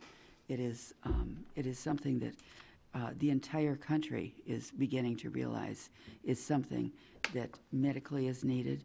Recreationally is probably way safer than alcohol. And so I think we should really consider the stores. One thing that at a meeting that I went to, one thing that we cannot do is require customer data collection in a store or prohibit co-location with a medical facility. We cannot prohibit that. So they can co-locate. Probably the best thing to do, from what our earlier speaker was saying, is establish a medical marijuana facility first, with the ability to also add the recreational to it. I'm not sure how we do this. It's very confusing. I want to clarify, they can co-locate if you allow both. Right. Correct. But you can allow just medical marijuana facilities. Right, right. Okay. I just wanted, because you made it sound, Ms. Stedman, like if we allow that, then if we allow medical, then No, we have to they allow can. both. Yeah. You have to allow dual uses in one spot. Right. But it doesn't. Only if you correct, allow if we allow both uses. But if the correct. council's Yes, decision is to allow medical And not marijuana correct. establishments only, you do not have to allow co-location of recreational. Right. Thank you. Okay. Okay. Additional comments from council? Mayor Pro Tem. Thank you. We've heard a couple of folks talk about potential revenue from the taxes and things. As part of the town hall, we had a brief analysis of what some of those numbers might look like. And unfortunately, based on what I recall in that session, we wouldn't be able to afford a new community center or any roads. We'd probably maybe be able to afford an additional one public safety officer. Have those numbers changed, or have we run additional projections in terms of the fraction of a fraction of a fraction of the funds that we would get? There are a number of things that, again, we talked about a hypothetical. So the number of licenses across the whole state, the number of licenses found within the community, as well as the total dollar value of the total taxable value of the industry as a whole. Those three items are still very much moving targets. The equation is still unchanged, but any part of those three variables could very easily change. So we don't have any a clear indication of what the industry could yield, of how many licenses will be pulled across the state, and we're here to kind of discuss how many would be appropriate for this community. So unfortunately, I don't have better numbers for you now. Okay, but if we were to have twice the take rate, then maybe we could have two public safety officers. Correct. Okay, yeah, so I guess just to say, I am also in favor of moving forward. I just don't think that it'll be the windfall that we hope it might be, but every penny counts. Indeed it does. Councilmember Hennan? Yeah, I really want to echo that sentiment that I do not believe it'll be a windfall. I think the estimates, and they are definitely rough estimates, are based on it being a billion-dollar industry, and I can't recall if it was based on Berkeley having 1% or 10% of the facilities in the state. 1%. We used, basically, our hypothetical was 1% if we captured 1% of the market. Right. For the whole state. Yeah. Yes. Yes, sir. And again, very rough, the estimated revenue from that would be $100,000 a year, which for household income sounds like a lot. For our $25 million budget is not very much. I just wanted to briefly add, we had an accounting firm do an analysis for the city of Hazel Park, and I'm happy to share that as well. Just, they're on the fence as well in terms of opting into recreational, leaning towards it, and they only allowed for 4 provisioning centers, 4 of basically each class. That being said, they've only issued, for example, Class A licenses, 1. They've issued 4 Class C licenses, 4 provisioning licenses. They have 1 tester, but so just based on just 4, $867,000 is what that city will get if they opt in. These are based on real numbers from dispensaries that were in operation very nearby. These facilities, I think you would be very surprised, they gross over $1 million a month. Sure. You have 1 or 2, you may have a little bit more tax revenue than you anticipate. We appreciate that. Thank you. Forgive us for being a little bit jaded as it results from dealing with the state of Michigan over the past decade plus. If there's anything that we have learned, it does not always work the way that it's supposed to, or at least told to us. And I think that's what the apprehension you're hearing from some of my colleagues who have already said, look, their decision's not going to be based solely on potential financial windfall or not. It's going to be based on the other factors. Yes, and we also, completely unknown is the regulations that are going to come down and how expensive those will be to administer, but we are capped at $5,000 charge to administer whatever per institution, no matter what, how costly it is to administer it. I'm not worried about a huge increase in public safety costs. I don't find we're going to have kids on the street, smoking, in the alleys behind places. I don't find that a convincing argument, or the safety aspects of it. But we don't know all the regulations that are going to go into it and what it will cost to administer those. Thank you. Councilmember Blanchard. Thank you, Ron. I have a question maybe for the audience, because I don't know the answer to some of this. We have retailers, growers, processors, testers, and transporters. In my view, a grower is going to take up a lot of room. We are very, very limited to what we have here in the city. I can see possibly a retailer, but a grower, I think is much bigger than what we have. A processor, I don't have any idea what the physical space that would take up, or how we would accommodate that. And I would assume that a tester would be a small space, and we might be able to accommodate that. But a transporter would require vehicles in and out and garage spaces, that sort of stuff. And there again, with the space that we have, so I'm just trying to say, what can we even think about? I'll just say my 3 facilities in Hazel Park, my Class A, so the smallest grow, my Class A facility is 7,000 square feet, and I'm required to have at least 15 parking spots. My processing facility is 13,000 square feet, and I need 10 parking spots. My retail facility is 1,500 square feet. That's it. Obviously, I need parking for that as well, but it is much smaller in terms of footprint. Thank you. I have a question for Ms. Yancey. Oh. I'm sorry. What is the name of your business? Trucenta. Trucenta. Thank you. Yeah, you're welcome. So additionally, to answer Jack's question, is that basically that's where the market's going to take care of this, or where our own infrastructure and geography and what we have existing is going to take care of a lot of these problems for us. We don't really have to worry about whether we need to allow X number of delivery services, because we know they're not going to choose us. They need more space. They need something that's maybe a little bit closer to their avenues and alleys of where they do their collection points. Likewise, with how many square feet was your Class A or your C? Your grow? Our Class A is about 8,000 square feet. 8,000 square feet, and that's the smallest grow there is. So that takes up a lot of space too. And if you're a business owner, I'm guessing you paid what, like 60 grand to license?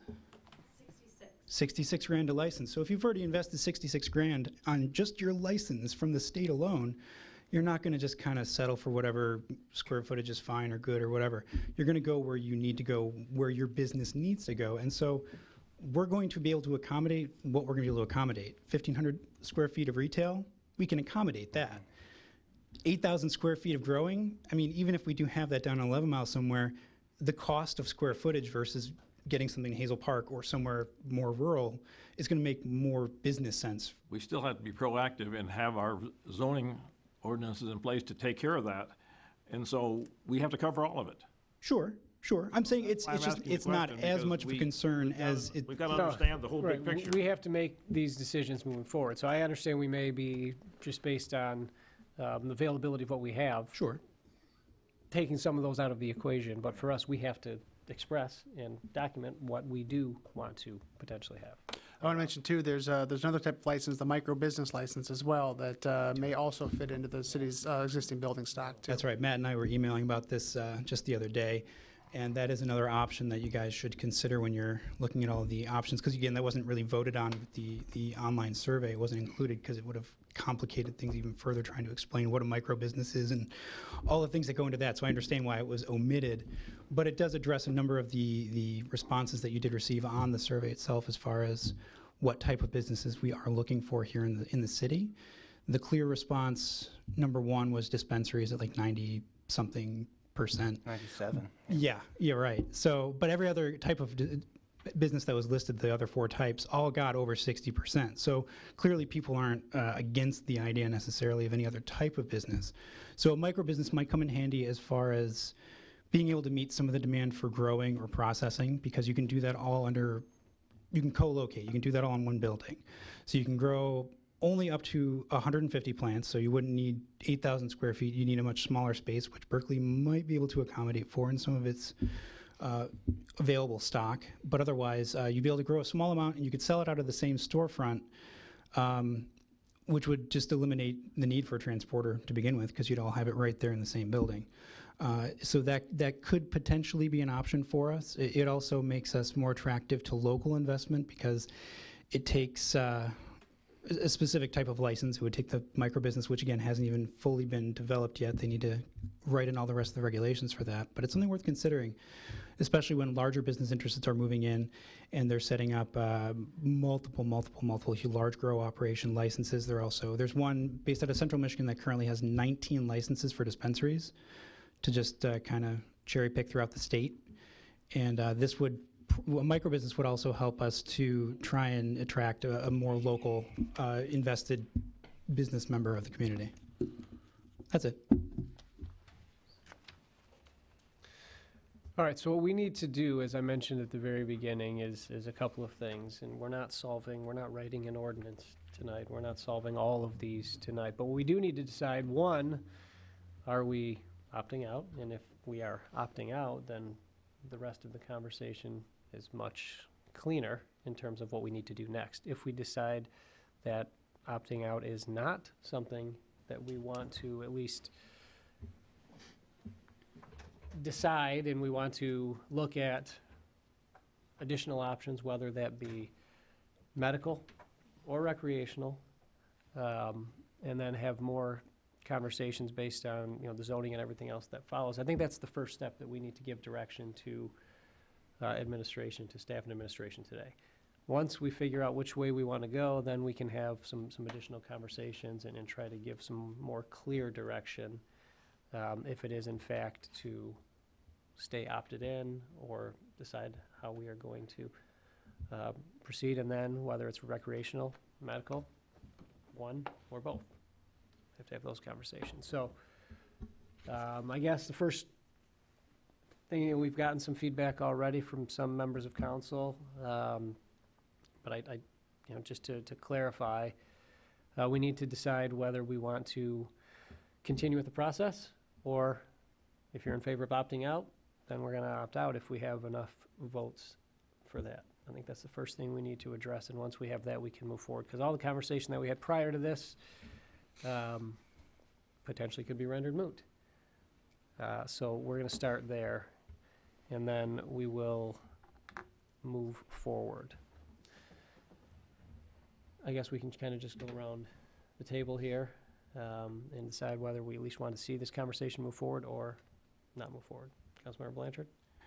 Most of the people that have contacted me or I've talked to are pro for medical marijuana, and that's the way I would lean, is to go with medical. I don't know that I've heard a lot of people saying that they want recreational or they need recreational. That'd probably be also in the area, but I do have a lot of people talking to me about medical, so that's the way I would tend to lean. Okay, thank you. Councilmember Stedman? I would lean towards both. Okay. Mayor Pro Tem? I've learned a lot since we first had that initial discussion after the election. I want to thank the folks that have shared with me their heartfelt stories, some very personal and touching anecdotes of things, and helped me to get a better informed position. I'm in favor of moving forward with both. Bridget? I would concur with my colleague, Councilmember Baker. I too have learned a lot. I have gotten a lot of feedback from residents. I welcome your emails, your comments. We can't know what you're thinking unless you tell us. I appreciate that. I also am interested in seeing how the state is going to roll this out. I definitely think that that's, a critical piece for me as a businesswoman. And, I think people should have access to their medicine too. If we're going to do this, it's adding business to our city, and we have to be thoughtful and look at all the pieces, and it should absolutely generate revenue for the city. We should not enter into something, a business relationship where we don't gain. So, and I just want to add, Councilmember Gavin is very sad that he's not here. He is horribly sick at home, and he really wanted to be part of this dialogue and discussion. So, Ross, if you're watching, there's your shout out. Just so you are aware, Councilmember Gavin, that's on my communications today. I didn't get a chance to say it. We're good. Okay, so just to clarify, Councilmember Dean, was that both? Or was that? Yes. Both? Councilmember Hennon. Well, so just from my personal perspective, I think getting drunk is stupid. I think getting high is stupid, but legislating my own morality on others just doesn't work. We just have to look at prohibition in the 20s. Just didn't work. And I can't logically say we allow alcohol in the city, but don't allow marijuana, except for this, it's still illegal on the federal level, and there's just no amount of hand-waving we can do to get around that fact. But with that said, marijuana is going to be coming to Berkeley, well, it is here. It is here. I have no illusions of that, but, it's going to be here. It's going to be legal, whether we want it or not. And I do think we need to be prepared for that. So, while for me, it's not something I do, it's not something I want, I can't say, let's keep the liquor joints and no to marijuana. I think we should be preparing for that future, so I'm not ready to shut down the conversation.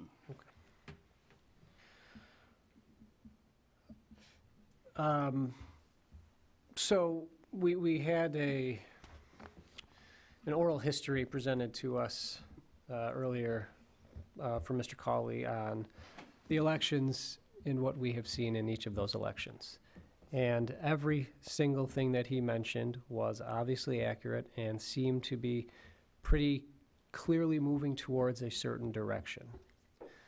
I will tell you that I voted against, which you're, I'm sure, all very well aware of, the medical marijuana in the city initially because it was hastily thrown together and it was on the municipalities to try to figure out how to legislate it. And it was a disaster across the board.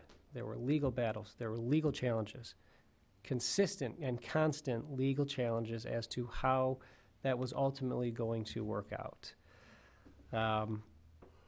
It does appear that the infrastructure is now in place, at least on the medical side, in terms of the regulations, how they work, how they are policed, and the lack or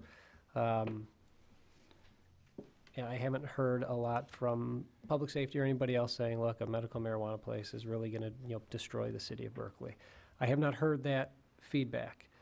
I do not subscribe, as I mentioned earlier, to the windfall theory for the reasons that I gave earlier.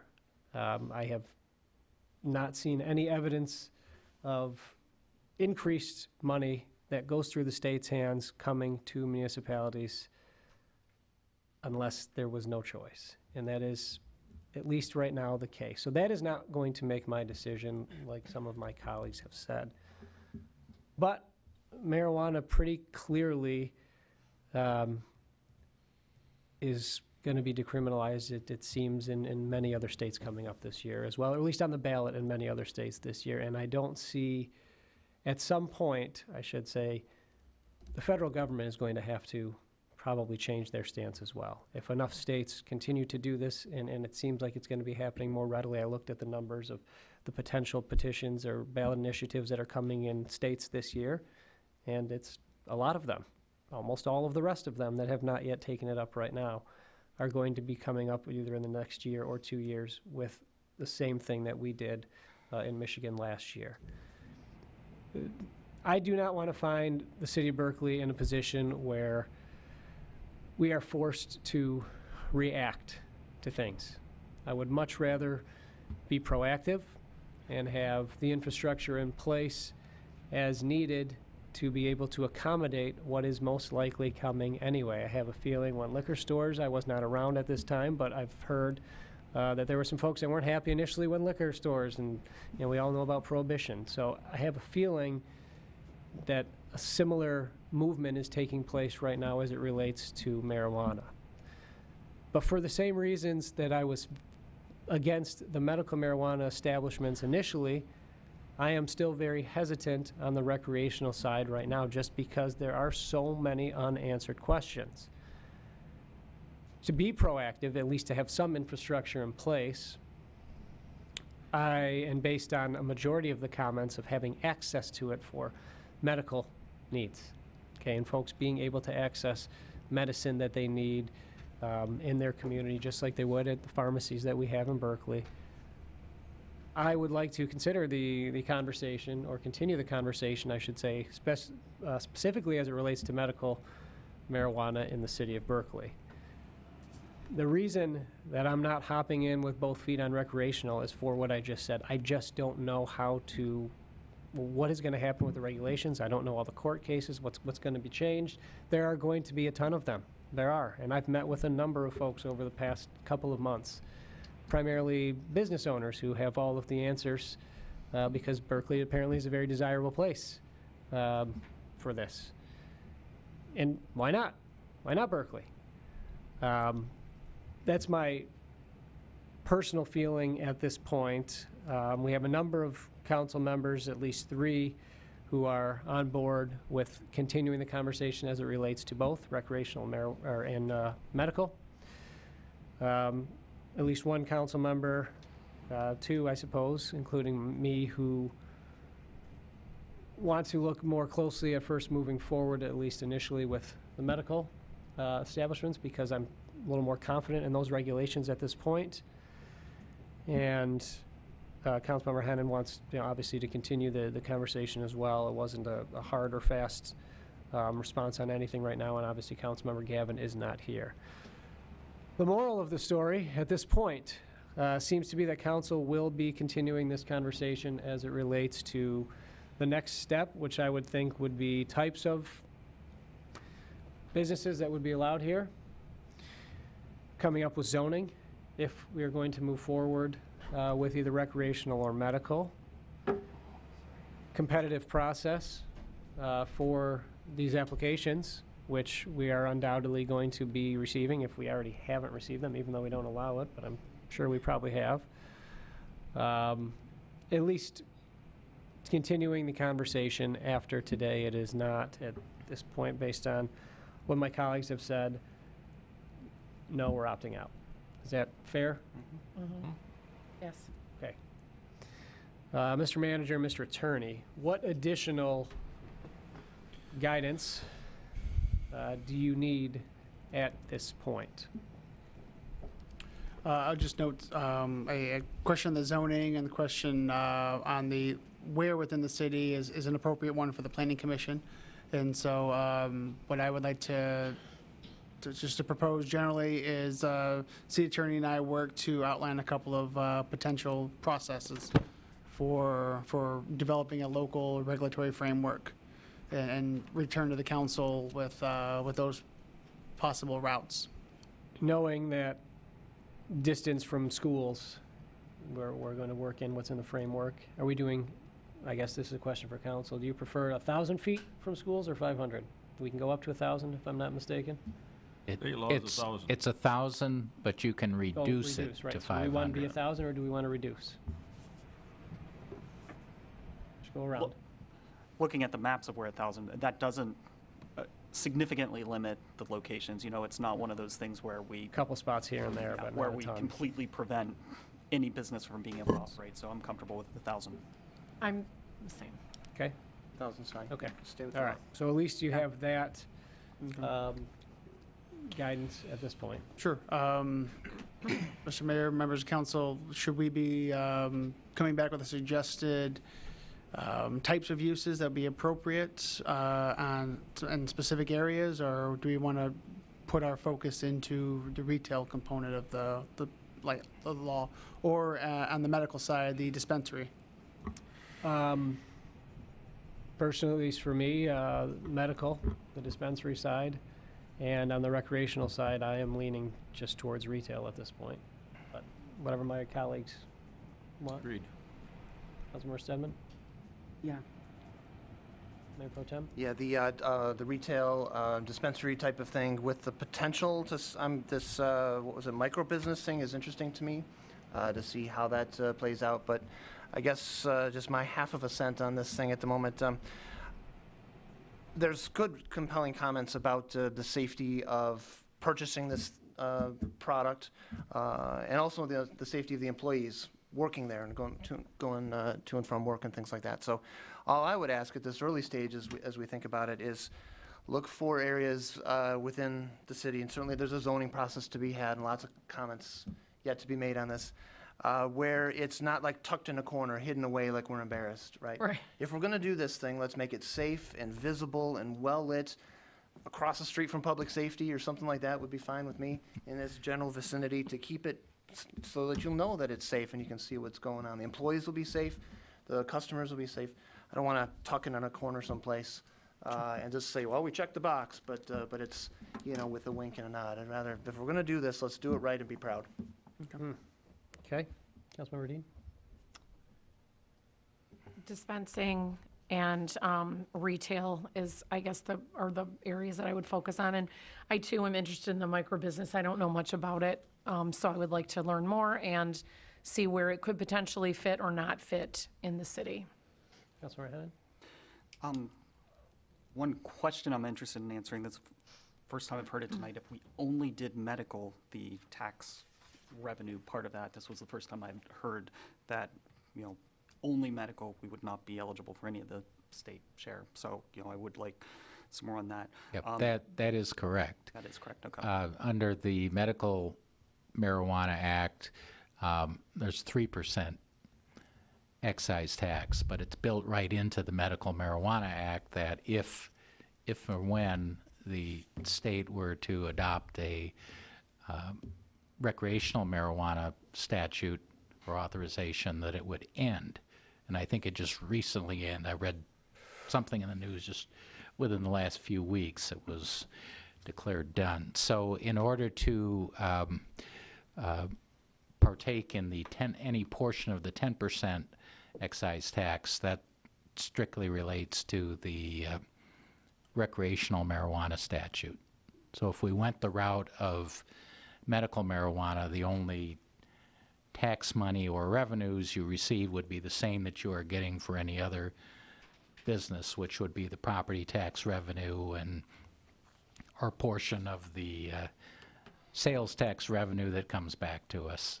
Do you only get one opportunity, opt in now or never? No, partake in that? no. There's nothing etched in stone. If you opted out now, you could opt in later, or vice versa to some degree, although once businesses are established, they'd be grandfathered in, but you could, perhaps stop more businesses from coming in, again, just like any other business in the city right now, if the council were to determine to change the zoning.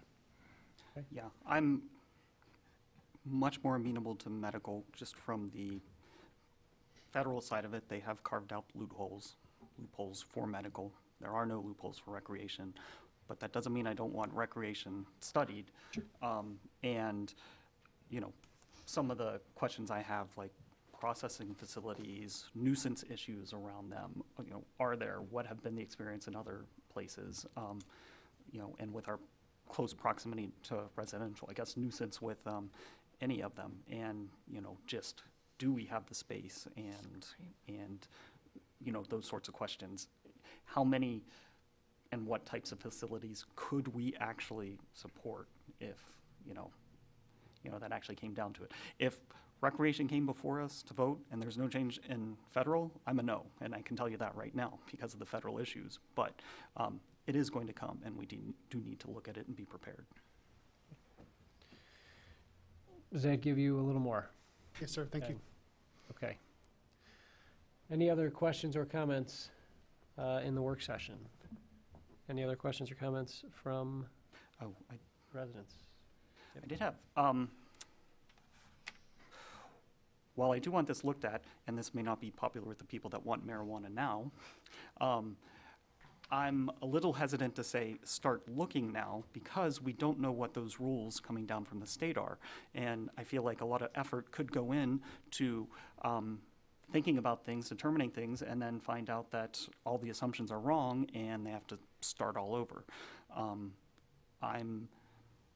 I would prefer if we would wait until December 6th is when the rules are supposed to be, handed down, and then if we gave the Planning Commission, a specific timeline after that when we want to hear back, to say that we are not. My point here isn't a delaying tactic to delay it forever. It is a delaying tactic to delay until we actually have solid information we can make decisions on. Okay, thank you. Any additional questions or comments from those that are here today? All right, seeing none, we will close the work session. Since I had a motion to go into work session, I probably need a motion to end the work session. So Okay. moved. Support. Moved by Councilmember Dean with support from Councilmember Hennan. Ms. Boucher, please call the roll. I don't think we need that, but let's go. Call it. Baker? Yes. Blanchard? Yes. Dean? Yes. Hennan? Yes. Stedman? Yes. And Turbrack. Yes. All right. Ms. Boucher, would you please read the next item on our agenda? Communications? Who is up first? Mayor Pro Tem Baker. Mayor Pro Tem. All right, thank you, Honor. A couple of quick updates. Our Downtown Development Authority DDA board meets next week, Wednesday, April 10th. The last meeting focused on the budget for fiscal year 2019-2020. Hard to believe that's coming up pretty soon. In that draft budget proposal includes wayfinding, which are the directional signs that indicate which way to go to get to your favorite destinations. And there's details and information about the proposed wayfinding signs and things like that on the DDA's website, which is downtownberkeley.com. There's also more information on the downtown master plan portion of the broader master plan initiative, and there's still opportunities to provide input on that as well. That is available through berkeleydowntownplan.com. So 2 websites there, the berkeleydowntownplan.com, and then the more broad perspective of our beautiful DDA area is downtownberkeley.com. The Historical Committee meets in 2 weeks on Sunday, April 14th. Coming up next month, we have the 2nd grade class from Rogers coming to the museum to talk with the folks there and see some really awesome stuff. We love when that kind of stuff happens, and so if there are other groups out there that are interested in scheduling an appointment and coming in and bringing your group and doing some cool things with the city's history, please let us know. Work through City Hall or contact the Historical Committee through the link on the city's website. They continue to have the new coffee mug. I don't have my demo model here with me, but the new mug is available and looks awesome, and it holds coffee really well. Next week, a new display goes up in the museum. It's called Berkeley's Favorite Dining Spots. And over 40 pictures of some of our favorite dining establishments that have gone into the history books will now be visible for you to savor, including Sila's, Domenico's, Nip and Tuck, the Northwood Inn, and many more. The museum is open most Sundays from 2 o'clock till 4 o'clock, and most Wednesdays from 10 a.m. to 1 p.m.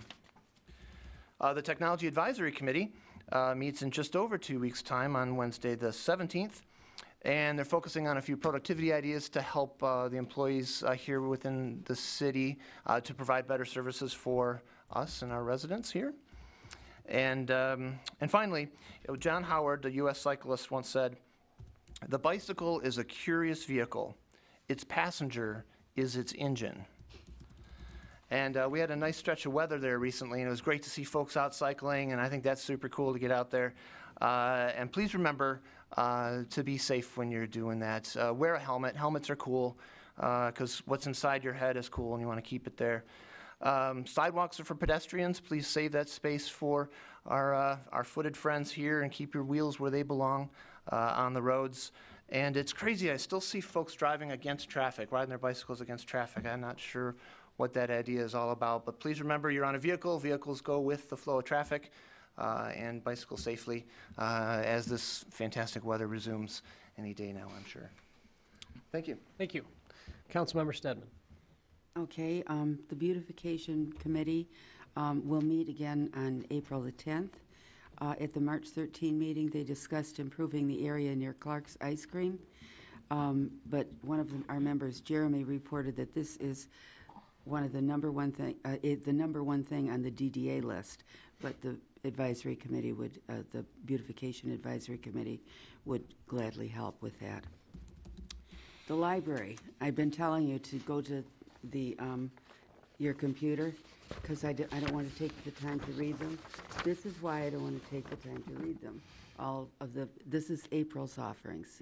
So go to your computer, and I'm sure that you will find something that you will be interested in. Thank you. And the next meeting is April 17th. The Citizens Engagement Advisory Committee meets this coming Wednesday. They're still looking for block ambassadors. Marilyn Couples, you would be a really good person. Okay. All right. The Capitol Conference was very good. I don't want to get into too much detail. Some of us attended the Everyday Bias, Institutional and Implicit, and it was very good. We got a lot of information from that from this Mr. Rodriguez. I want to say that if you want to look up any of this information, there was some wonderful topics there, but anybody can go on the MML website and sign in, get a password and whatever, and you don't have to be an elected official to do that, and you can see what these conferences said. It's very educational. There was also a judge there from Washtenaw County. He was a peacemaking judge. He had a court where they took the people, the opposing people together and sat them down and worked with them to make peace with each other and come to compromises. Recreational marijuana, we've already talked a lot about that tonight. It was a good meeting. It was a lot of the same stuff that I've heard and a lot of the confusion that I've heard. But I can say that in talking with representatives from LARA, the License and Regulation Agency in Michigan, they are working very, very hard to get these regulations as soon as possible. So, and they know what the deadline is. They have to have them in place really soon because we may have to make our decisions before the end of this year. And I think December 9th or something like that is the date that the first license can be applied for. So Governor Whitner gave a very uplifting speech about the things she'd like to accomplish. Basically, it was her wish list. So hopefully that'll go well. That's all I have tonight. Thank you very much. Councilmember Blanchard. Thank you, Your Honor. I also attended the MML conference, the Capitol Conference. I got a chance to meet with Michigan Department of Transportation, MDEQ, the Department of Environmental Quality, which is now called DEGL, Michigan Department of Environment and Great Lakes Energy, and the Michigan Infrastructure Council, and picked up a lot of good information, which I brought back for the departments of the city. I attended two specific breakout sessions. One was implementing November's election-related new laws and ballot questions, which is interested, and I provided that information to the clerk. So there'll be some changes in when you have to register and when you can vote, and so it may require more equipment and more labor for the clerk to handle all that if our counts go up. And I also attended one on the TIF authority requirements, which pertains to the DDA and the taxing authority, which has a lot of changes, which will be going into effect starting this past January 1st. So between now and December 31st, they have to make a number of changes, and I provided all those to the city manager and to the executive director of the DDA. The one other thing is, in case you don't know it, April is National Volunteer Month. And this month is dedicated to honoring all of the volunteers in our communities, as well as encouraging volunteerism throughout the month. And I just want to thank all the great people in the city that volunteer. I mean, we have got a tremendous core of volunteers, and it's just amazing, and we could not function without them. Right. Thank you, Councilmember Blanchard. Councilmember Dean. I, too, attended the Michigan Municipal League Capitol Conference with many of my colleagues. I did attend with Councilmember Stedman the session on everyday bias, institutional and implicit, and that was probably my favorite session that I attended. Alfredo Hernandez is the equity officer with the Michigan Department of Civil Rights. He was one of the presenters. And Judge Timothy Connor, as Councilmember Stebbins said, he's a trial court judge in Washtenaw County, and he practices peacemaking and restorative justice. But we looked at what role government plays when it comes to furthering equity and inclusion. Excuse me. So that was interesting, and taking a look inside, looking at our own biases, and then not only how our own biases hurt us, but how they hurt those around us. Parks and Rec, the Breakfast with the Bunny is April 13th. There are still spots available for the 9 a.m. or the 10:30 a.m. session. Tail on the Trail, Arbor Day edition is at J.C. Park on, oh my gosh, and I don't have the date, to be continued. And then, oh, he's way to have me covered. And I want to congratulate Councilmember Gavin on completing his first level of the Elected Officials Academy. He was presented with his award at, oh my God, I think I need to go home. It's Councilmember Hennon. And he completed his level 1 Elected Officials Academy and was presented with that certificate at the Capitol Conference. And it was really neat to see him get that and to be present for that. So congratulations. That's it for me. Thank you. Councilmember. Go with that. That's good. Yeah, so obviously I attended the MML conference too, and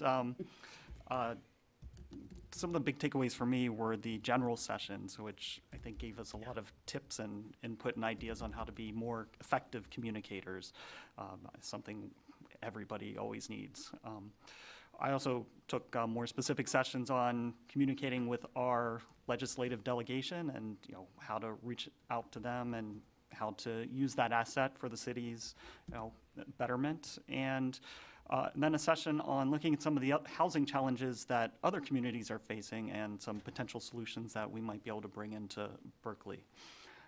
The Environmental Committee met and discussed the draft energy use plan for the city. This plan is largely focused on improving the city's energy use, both for environmental reasons, but also for cost savings. We have a lot of great discussion and feedback on that. The consultant will next be taking it to staff and then bringing it back to the Environmental Committee before it'll finally come before us for us to take a look at and give our approval or recommendations. The Environmental Committee's next meeting is Thursday, April 25th at 6:30 p.m. at the Public Safety Building. The Tree Board, they'll be doing a tree planting at J.C. Park on the corner of Bacon and Webster. This is when the Tail on the Trail is also. That's 6 p.m. on Thursday, April 25th. So they'll be planting a couple of trees with Public Works and then the Tail on the Trail, which is going to have a Arbor Day bent to it. The Tree Board also has a display this month at the library for the Arbor Day month festivities. It shows information about the trees that are available as part of the tree planting program. And it also has a cute little section from Miss Sherry Riddle's 3rd grade class from Angel.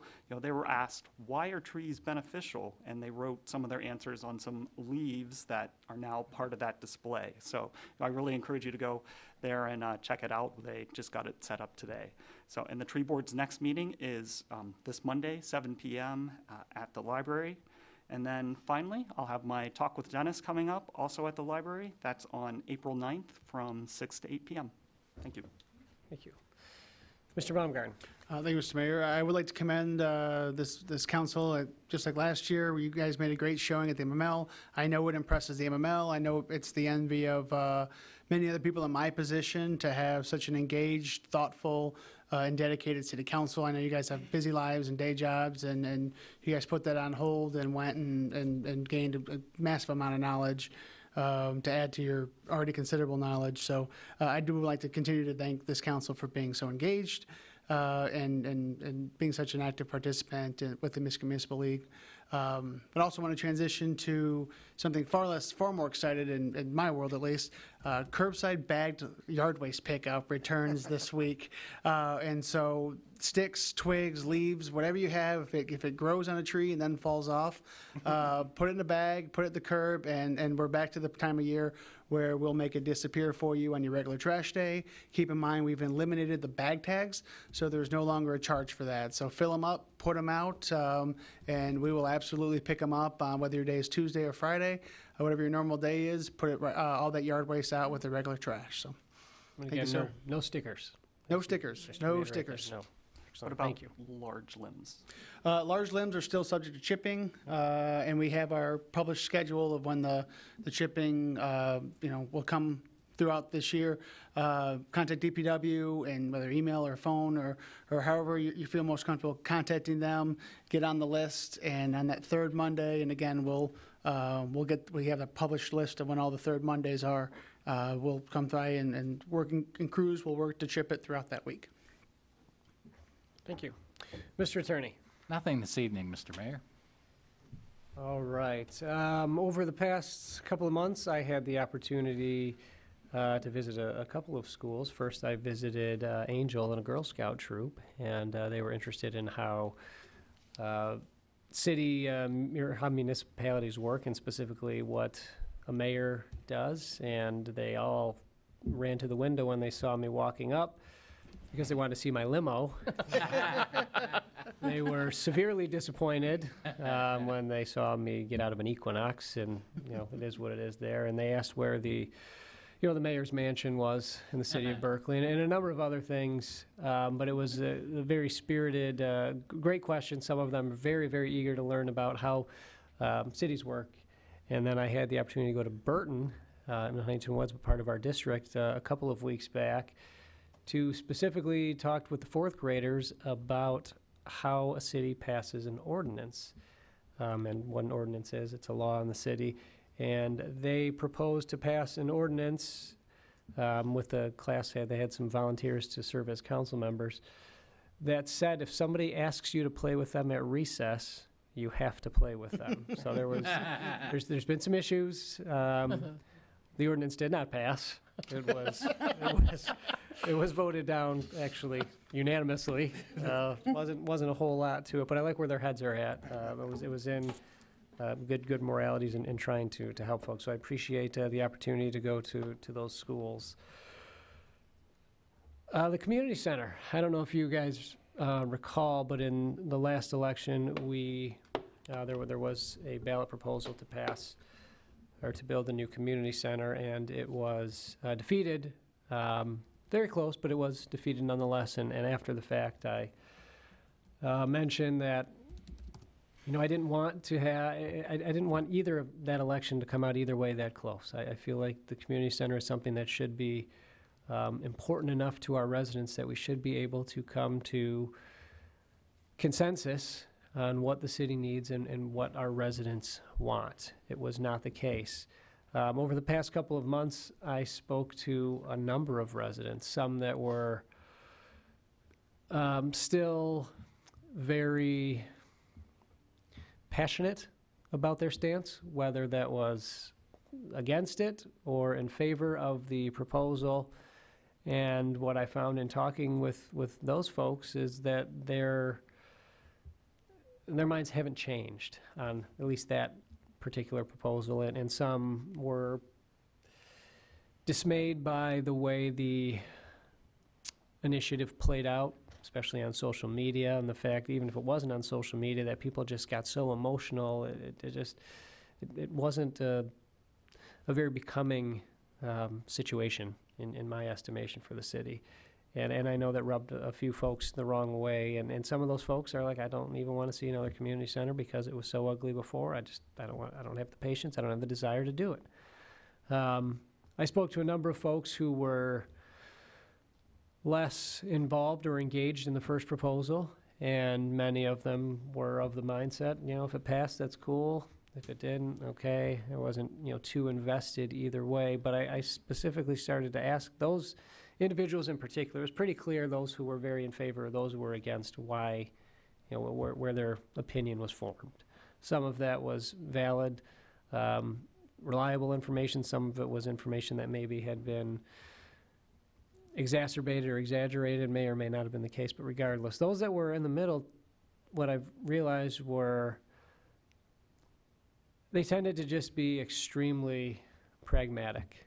Some of them didn't even know what was going on. Why did you ask for this? Or what did you ask for? Why?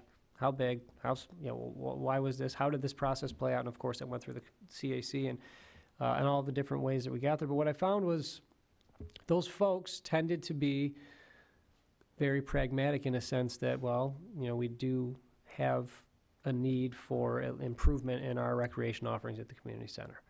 And if that's through a new community center, then it's something that we need to at least discuss much further. So what I am planning to do moving forward after having these conversations is to create a ad hoc committee. And an ad hoc committee that is not necessarily composed of those that were extremely vociferous. Either way, pro or con on the last election, because I think there's some predetermined opinions that may or may not lead to discussion. The whole goal of this committee is to have a discussion on whether or not this is something that folks in the city really think that we need, and then getting a little further into size and scale and cost. This is not an election committee. I want to be very clear about this. This is not a committee that is being formed to start petitioning and to start pushing for a new community center. If folks, after this committee has served its purpose, have a desire to do that, that's fine. They can. And I do not want people on this committee who are simply going to say, yes, we need a new community center. We need a good cross-section of residents, similar to the CAC, but this is going to focus specifically just on the community center. CAC had a lot of other things they were trying to digest, and it was difficult to speak solely about this. Plus, we also have the experience of, look, it didn't pass. It was close. Why? Or why didn't it pass? And what do we need to potentially look at changing or modifying if this were to ever come back before the residents of the city? I will be asking my colleagues up here to help me form this committee. And it's a committee that I am going to lead. I'm going to have dialogue with and conversations with. And should I need assistance from staff or department of the city, I will ask for that. But I plan to run these meetings myself. There will be a little bit more detail on this and a refresher of what I just said coming out of my newsletter for this month. But the community center is not something that has gone away. It is something that there are still many, many folks in this community who want to discuss, but it's a matter of finding out what makes the most sense for our community and ultimately what is going to pass. Because going through this process again and failing again, if that happens, then there's really no point in continuing to ask every year for this or every couple of years. So I don't want to repeat those mistakes that we've had in the past. So keep in mind that is coming.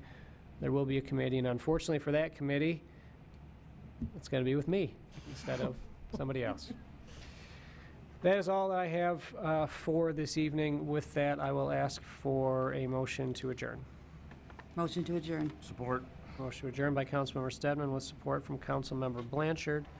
Ms. Boucher, would you please call the roll? Blanchard. Yes. Dean. Yes. Hennan. Yes. Stedman. Yes. Baker. Yes. Turbrack. Yes. The April 1st, 2019 meeting of the 37th Council is adjourned.